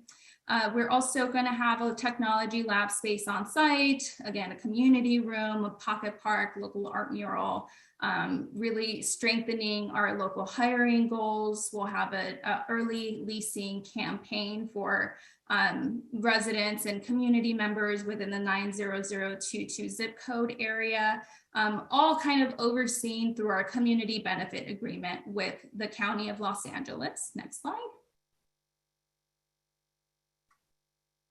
So in the early stages of the development process, we did embark on a CBA with the county, which is overseen by the Health Innovation Community Partnership. And in implementing these community benefits, we've created several buckets, which have translated into committees. Our committee groups are focused on our local hiring efforts, the creation of an adjacent pocket park next to the housing community, local notification for leasing of the units, local art, and a group that will be focused on on-site services and programming and linking with on nearby CBOs and partners that can help us fill in gaps on site for our residents, but also the community nearby. So with this next slide, Okay. This is just kind of an illustration of all of the kind of moving pieces as part of our CBA. So we had, of course, National Core, the builder, with our sister nonprofit Hope Through Housing, kind of leading the supportive services arm. Then we have the Health Innovation Community Partnership overseeing overall our CBA community benefits, an advisory committee that will take, updates and is informed by all the other committees. And those committees are the Pocket Park Committee, the Public Art Committee, Local Hire, Local Notification, and the Community Center Programming, the last 2 of which have not kicked off just yet and will be looking to be launched in the next month or so. A lot of our work with the committees took place early and before the construction and even early on during the construction to solidify the plans. The Pocket Park Committee informed the design for the park. The Public Art Committee was able to help identify and select our artists, and the Local Hire Committee, or group, I should say, continues to participate in local targeted worker subgroups with the Office of Economic Opportunity, formerly WEDAX. Next slide. So just a quick kind of image of what our Pocket Park Committee was able to accomplish. They designed a pocket park that is really it's a small space. It's just 20 feet wide, but they were able to include a number of community serving kind of areas that we thought were great use of this kind of sliver of land. So it includes, several trees and greenery, a space for a playground, an open lawn to kind of just picnic or sit around in a picnic area. And of course, this will be a privately held site that will have business hours, and but it is publicly accessible, to our residents and to the surrounding community. Next slide. Our local hire group, overseen and kind of guided by our partner LA Housing Compliance, is continuing to report to the HICP targeted worker monthly meetings. They are doing great work and continuing to present to like career fairs and workshops. They recently have been at Roosevelt High School. They've been at Bell High School. They've gone to several local colleges, have been coordinating with CBOs and specifically honing down with subcontractors to increase and meet our local hire requirements. We are optimistic that with the next kind of phase of construction with wood framing, going vertical, drywall and roofing, that will be able to increase and kind of maximize our local hire goals. Next slide. Our next component is the local art piece. Early on, we were able to contract Now Art, which helped us to circulate an RFQ, request for qualifications, from interested artists. As part of the RFQ process, we made a big effort in modifying the kind of requirements and interested pool. We tried to make it more inclusive, to focus on artists that were from the East LA area, or maybe that work there, grew up there, and focus on emerging local artists. And we're really proud that through this process, we went through, gathered just an amazing qualification pool of about 40 candidates and ultimately selected Stephanie Mercado. This will be her first mural, so we're excited and thrilled and just overall pleased with with the design and process that she has undertaken. So the design you see here is kind of just a template placeholder, if you will, of just her vibrant and eclectic style. Next slide. So before I introduce Stephanie and allow her to kind of walk through her process, I did want to just encourage members of the community and stakeholders to stay up to date. We are encouraging anyone that might be interested in leasing of the units at Las Dahlias to sign up on our website at nationalcorps.org/community/Las Dahlias, as this will be kind of an interest list, if you will, and we are sending monthly newsletters with information on the development. Of course, I am available for any questions. You can email me directly at cmejia@nationalcorps.org to stay informed. Next slide. And really the highlight of today's presentation is introducing Stephanie Mercado.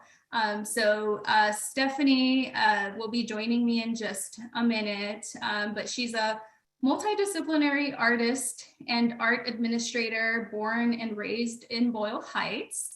She grew up spending time in her mother's fabric store, her grandfather's upholstery business, and was overall surrounded by seamstresses and creative workers in her upbringing.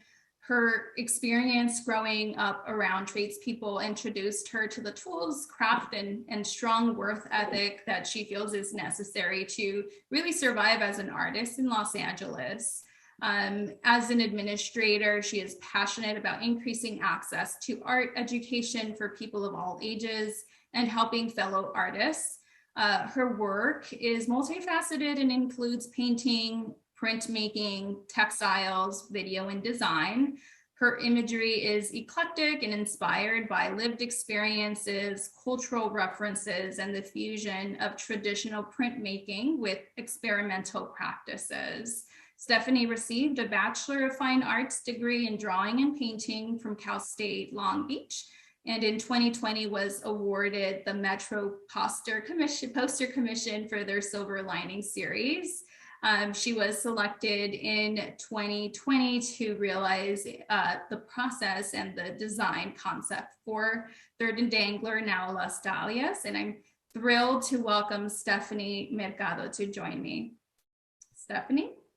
Thank you very much, Cynthia. Thank you to HICP for the opportunity to be here today and to present this scope of work with you. It's been a pleasure to learn about all of the work that this group is doing. It's really fascinating and inspiring. So I titled the mural tentatively, or East Los Love. This project was created, it was launched during the COVID-19 lockdown. And so health and wellness, as well as community and connecting, was really at the core of the development of this project. If I may present the next slide, please.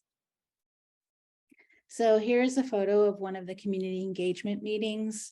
As I mentioned, it was launched during lockdown. The schools were still not entirely open. Gathering was a little bit difficult to do. So the idea was to have community engagement workshops that were focused on getting people to submit their experiences through the use of coloring sheets. So here is an image of an in-person workshop. But considering the situation, I also understood that as far as community engagement, I needed to pivot and really open it up using diverse ways to connect with people. And so you'll see that I used different ways to try and get the word out for this project. Next slide, please. So my community engagement strategy had direct outreach, phone calls, emails, mailers, in-person workshops. That eventually it opened up to having teachers bring these activities into their classrooms. So I created a lesson plan to provide teachers with that, as well as flyers. The pandemic really made it clear that not everyone had access to the internet or reliable access to the internet, or if one family had several youth at home, that there might only be one computer. And so I really wanted to use analog to get the word out as well. So there was a flyer with a coloring sheet that was distributed at local businesses, as well as the library, and the old traditional just shoes on the ground, handing it to people directly. And so the online outreach, I had about 2,100 people initially, and then it just kept growing. I will show some online statistics in a moment, but below we have just a breakdown head count of the different people that were engaged. And so with high schools, I had approximately 340 students and distributed about 2,000 flyers. Next slide, please.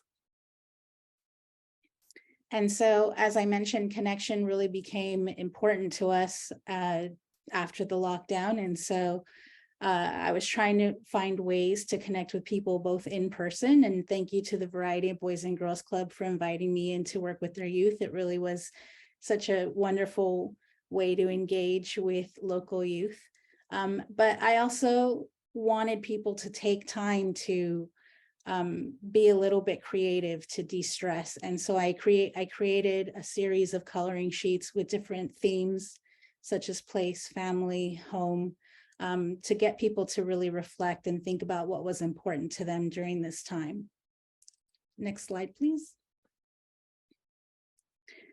At one of the in-person workshops, a friend of mine who is a registered nurse who works in East LA reached out and thanked me to mention that she really needed the time to spend with her kids, and also to take a moment to be creative and forget about the daily stresses of work and daily life. Next slide, please. So here's a slide with community engagement. These are numbers that were pulled in June. In total, I had about 680 followers, but was connecting with many more people outside of that. So there were a total of about 30,000 impressions across, or more than 30,000 impressions across Instagram, Facebook, Twitter, and the dedicated website where people could visit the website and download coloring sheets and also submit their artworks and family photos for inclusion in the design of the mural. Next slide, please. I also had additional touch points, such as where I talked about that project, such as artist talks, interviews, and in-person events, such as a market that was held at Boulevard Market in Montebello. That had about an attendance of about 1,000 people. Next slide, please. Leading up to this mural, as Cynthia had mentioned, this will be my first mural. There was testing done, and so I really needed to understand physically how long it would take for me to complete something of this scale. And so the mural that's featured on the top is about 11 by 20 feet. And I did that in 3 weeks, just so that I can understand what I was physically capable of doing, since the building Las Dalias will be about 3 stories high. Next slide, please. And I'm really honored to share these community artworks with you. This was the result, providing people just the format for creating an artwork through a coloring sheet and giving them the space to include their family photos. This was the result of the artworks that the community made. I think they're beautiful and they're eclectic, and they really represent the diversity within how we express ourselves. And these, as people submit them, I upload them to the website. And so there's that other component of this public art project where I am taking not only representations of the community members, but also the artworks that community members make, and I'm adding them to the website online as a gallery.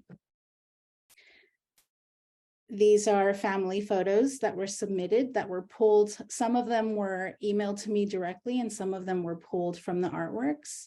And in the future, once the mural is up, I will include all of this information on the website where you can learn about the people depicted.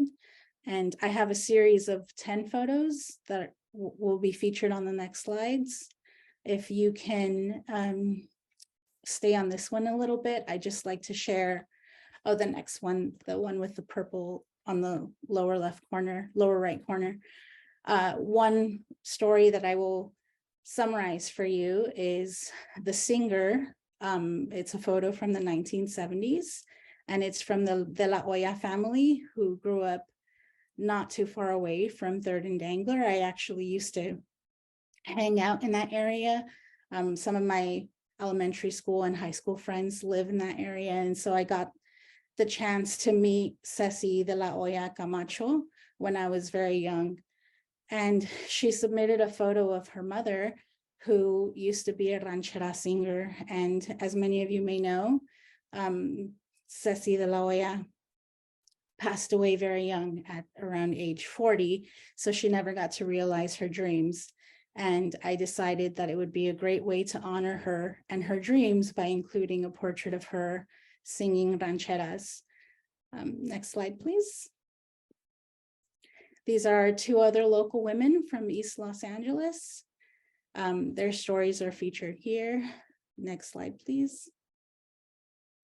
And finally, the big reveal of how this design came to be. As I mentioned, this project was focused on health and wellness. And during the pandemic, many of us started to realize the impact of nature on our health and well-being. And so I decided to include florals. These are California native plants, with the intent that to represent our connection to nature, but also to inspire beauty. When you're in this space, being able to look at flowers and public art and murals really does have a health benefit, and it creates a sense of community and a sense of pride. Next slide, please. So this would be the majority part of the mural. It does wrap around, and I believe this is considered the west-facing wall. And you'll see interspersed are the portraits that are submitted, as well as iconography that I grew up with around East Los Angeles. As Cynthia mentioned, my family was in custom upholstery, and so I grew up around classic cars. It's very important to Chicano culture, as well as other symbols that represent us. Again, with health and wellness in mind, I believe cultural affirmation really does help us to feel better about ourselves and our place in the world. And I wanted to inspire a sense of local pride, as well as an eclectic imagery that people from all over the world can view, whether online or, you know, when people share photos of the artwork, and learn about our culture. Next slide, please. And so this has the entirety of the design with a wraparound.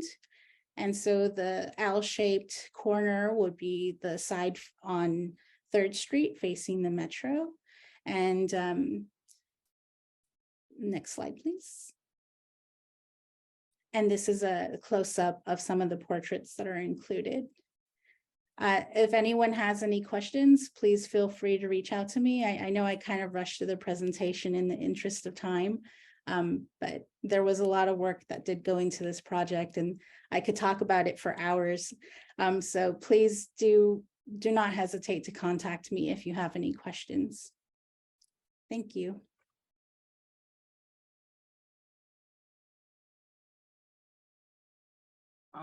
I'll jump in. Sorry about that. Yes, thanks, Ari. Thank you so much. It's beautiful. Love it. Love the local touch and the amazing effort. I actually came across a government agency employee who didn't know how to do outreach, and you could probably provide this as a guide to that individual. So, especially with somebody challenges. Question around the flowers. I'm thinking those are dahlias, and the name, which is Las Dahlias. Is there a cultural meaning to dahlias? And yeah, that's my question.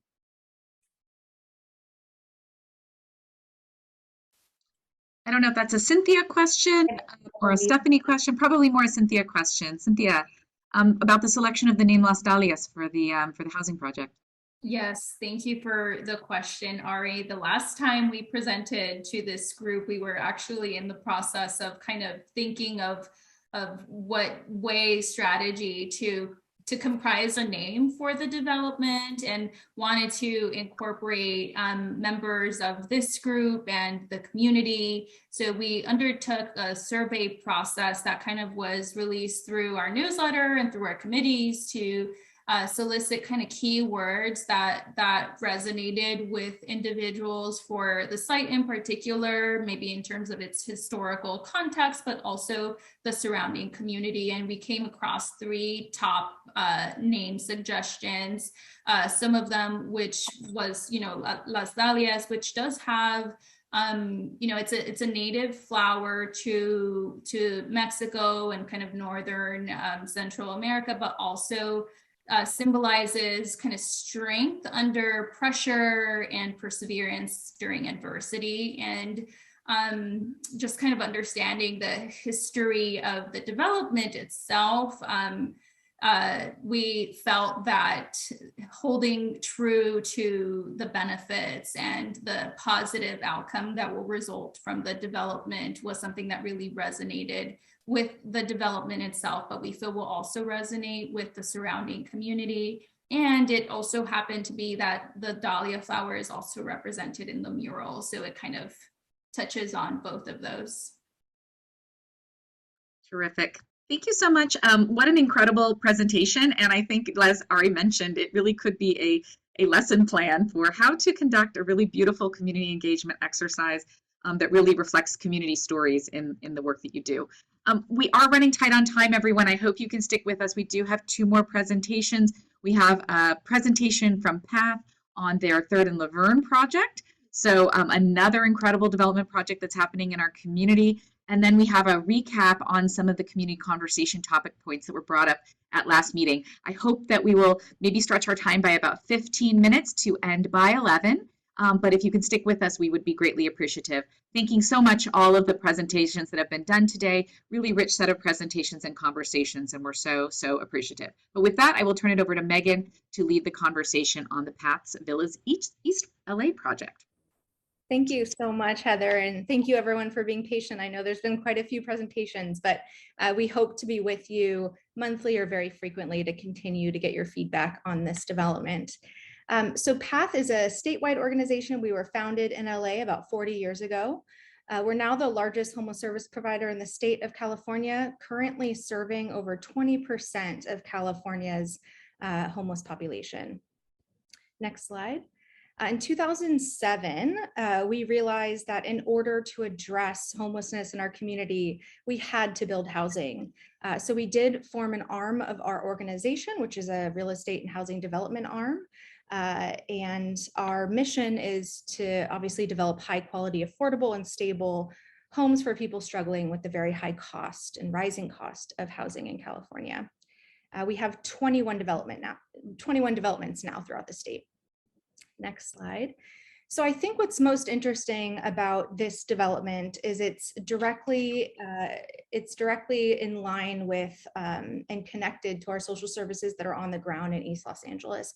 So because PATH is largely a social service organization, we are the main lead in East LA and actually throughout SPA 7. Boots on the ground, street outreach, connecting with individuals who are living on our streets every day. This really, when we're building developments in neighborhoods where we do have street outreach services, this is all contracted through LASA, it really helps with the continuity of care. We can help move people directly from the streets outside of our development into housing. This development is still a few years out, but the benefit of the street outreach team on the ground is the people that we meet today, hopefully we'll be able to house much sooner than this development, but our street outreach work will continue. So we always hope that we can help get people in the coordinated entry system and into our developments directly from the neighborhood. Of course, it's countywide, but the street outreach is a great benefit.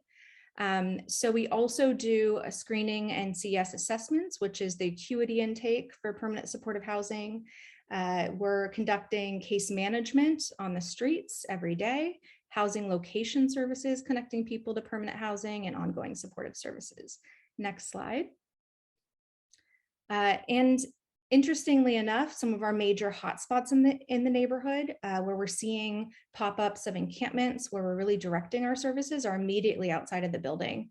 The development is on Laverne and 3rd Street, so that is actually one of our hotspots. It's directly across from the East LA Civic Center. The East LA Library is another hotspot where we're seeing some encampments that we're addressing today. Atlantic Park and Salazar Park. So it's really wonderful that we're able to be right outside where construction might begin. Next slide. So going straight into the development, this is our conceptual drawing and architecture for the development. Next slide. Very similar to some of the presentations we saw today, these affordable units are innovatively constructed using modular containers, which will help kind of increase efficiency and expedite housing and construction for those most in need. This effort is 100% supportive at this moment. We are still applying for funding. Our goal is for it to be 100% supportive. That could change potentially given the funding that's available. Our funding announcements will likely come in June of next year. And next slide. The development will have 59 studio apartments with a 2-bedroom apartment for an on-site manager. And I'm going to talk a little bit about the on-site case management and supportive services that we offer in our buildings throughout the state, and of course at this one in particular. Next slide. Project timeline. So this project has been in the works for a little bit. We're still, like I said, applying for funding. We should know by early summer of next year. If all goes according to plan, we'll be able to begin construction a year in December of 2023. And again, if all goes according to plan, because of the modular containers, we should be able to do about a 12-month construction period in an ideal environment, which would have us completing construction in December of 2024. Next slide. So some of the community spaces and amenities, again, because PATH is also the developer, but also the service provider. In our 40 years in history working with individuals experiencing homelessness, we really have tailored our on-site services and service planning to evolve with the needs of the people we serve. We will have a community meeting and conference space, which will be available to the neighborhood at large. We have a resident lounge with a full kitchen. We'll talk a little bit about the activities when I go into services that take place in our resident lounge and community room. We will have an edible garden, a rooftop garden available for residents to grow their own food. We do teaching kitchens and cooking classes. And a roof deck, as I described. We'll also have a computer lab. I'll talk a little bit about what goes on in there, and then parking and bike storage. Next slide.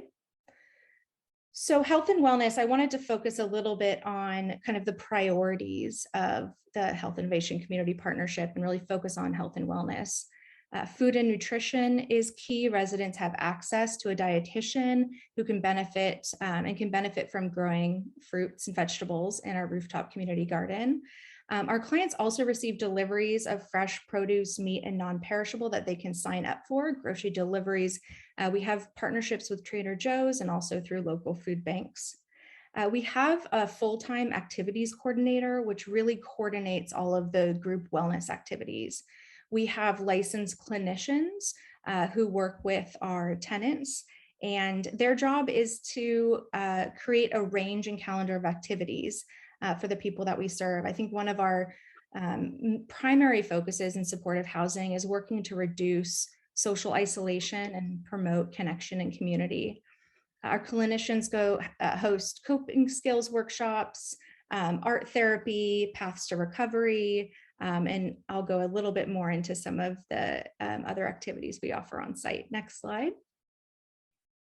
Physical wellness, our PATH staff hosts a variety of activities to promote an active and healthy lifestyle. We conduct weekly farmers market walks. We take trips to local museums, coffee shops. So we love to kind of get people moving. I'll also kind of talk through our bike share program and transportation as well. And going further into activities to reduce social isolation, as you can imagine, during quarantine, it was we really had to ensure that people didn't feel socially isolated in our units, and our activities coordinators really stepped up to make sure that people didn't feel lonely. We hosted a variety of socially distanced documentary viewings, even virtual tours of international cities and international museums. We provided iPads to all of our residents. We played online bingo, and we had arts and crafts workshops outside and various other kind of games and activities to keep people well. Next slide. The on-site services, going into that a little bit further. So in our computer lab, we do job training. It really provides residents also with the ability to remain connected to friends and family through social media. And we do resume building and conduct employment searches and classes for residents. Our community room and kitchen allows residents also to participate in cooking classes and Thanksgiving meals, holiday meals, movie nights, sports games. So that's really the primary location where our residents can come together. And we talked a little bit about neighborhood events to build community. When we open our buildings, we always conduct and start a neighborhood advisory committee, which is composed of our neighbors, so we can provide an ongoing feedback loop to what our neighbors are experiencing and other residents, and also come together. At some of our sites, we hold neighborhood cleanup events where residents kind of take part in that, but we also get to do that with our neighbors.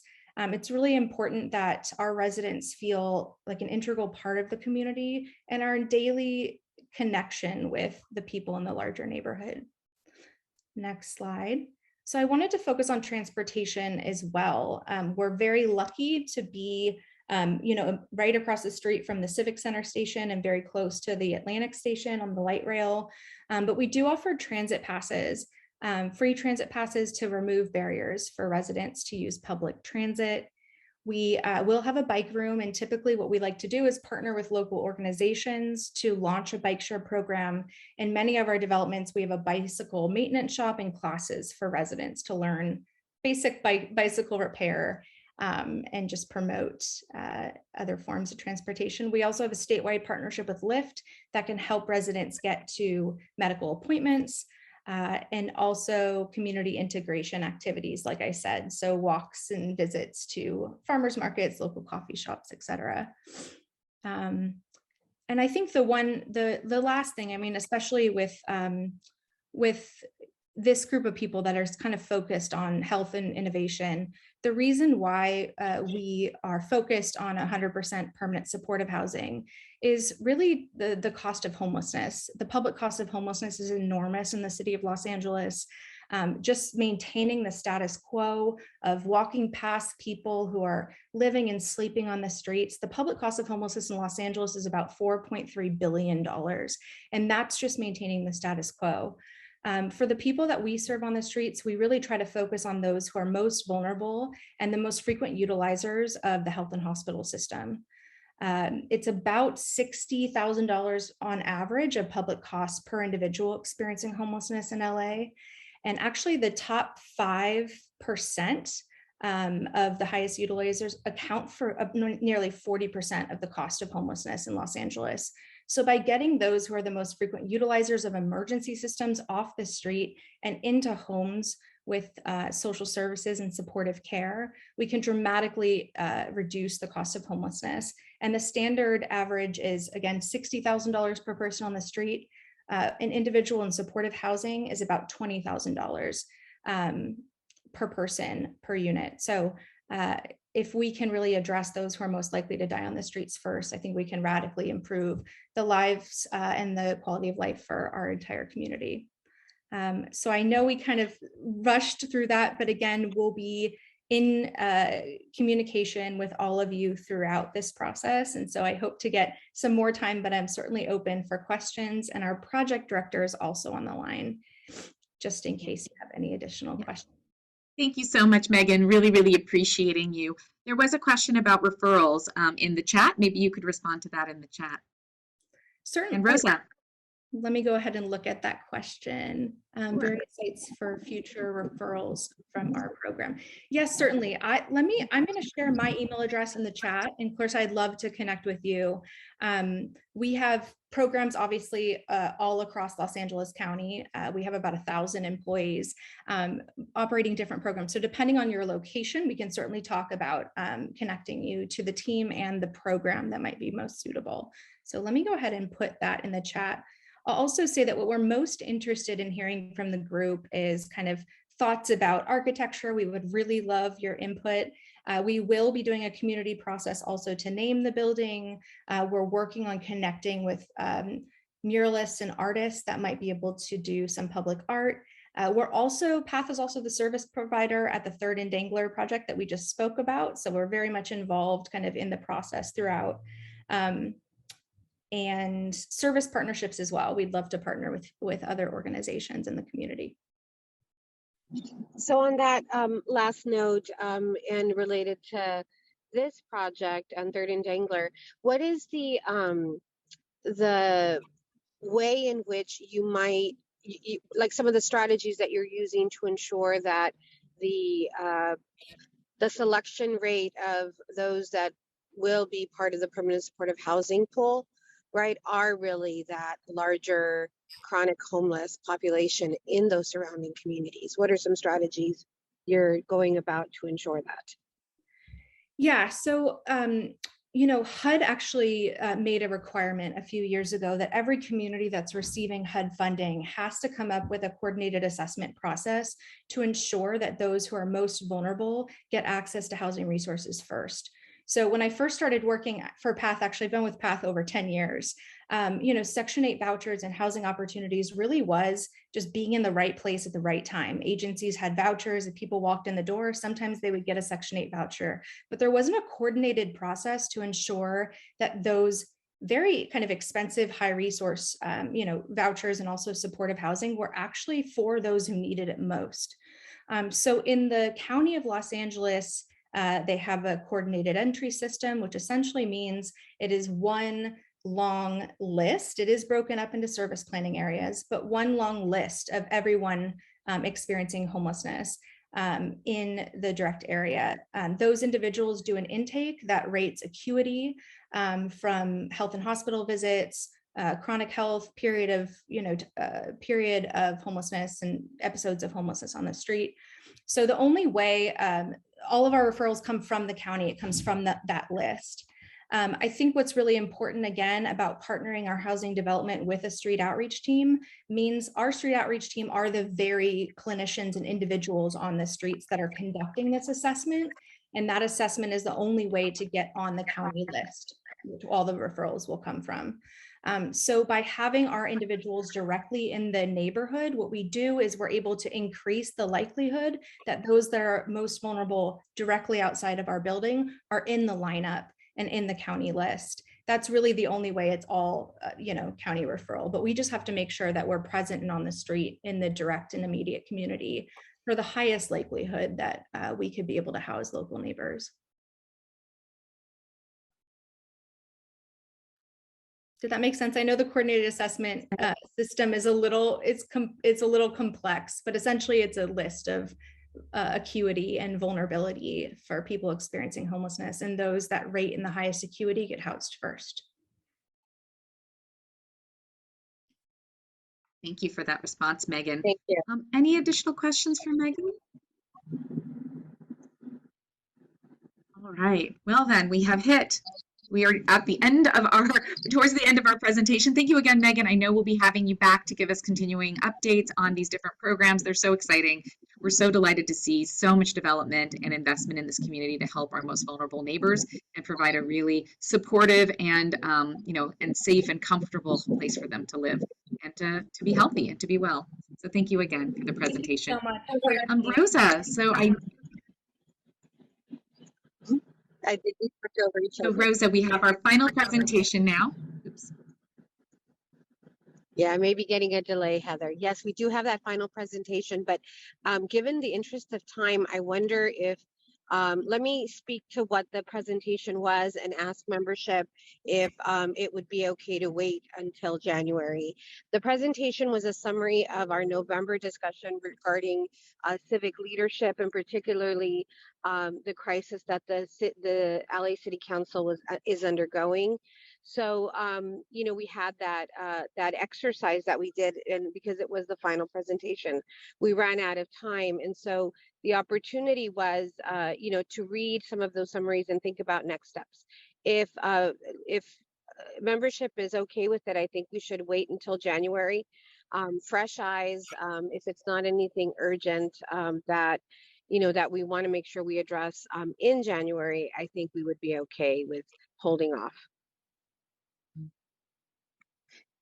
And yes, I'm hearing Ari say, well, if we start with the presentation, maybe that helps.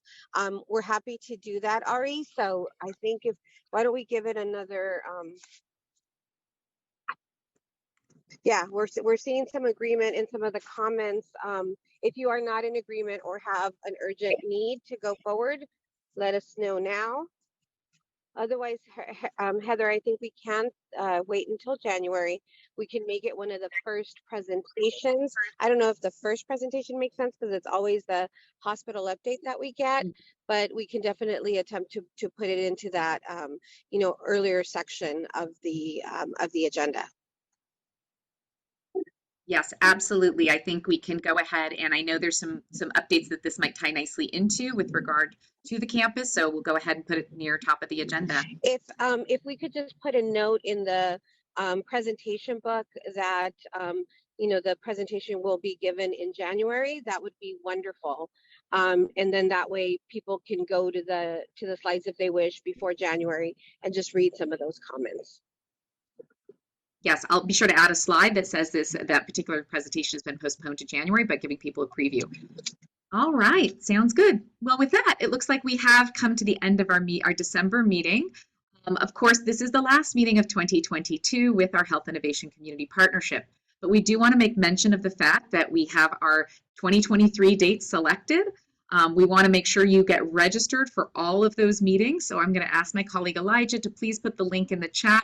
We'll also be sending that around to everyone so that you can go ahead and get registered. We will be meeting most usually on the first Friday of every month, but there's a couple months in which we'll meet on the second Friday due to holidays impacting that week. So we will get ready to see you all again on January 13th. That will be our kickoff meeting for 2023 on the second Friday of January, and then moving on through the rest of the year. With that, we wish everyone a very happy, successful, and celebratory end to 2022. We hope you enjoy good health and good times with friends and loved ones and your family. And we'll see you back here in January.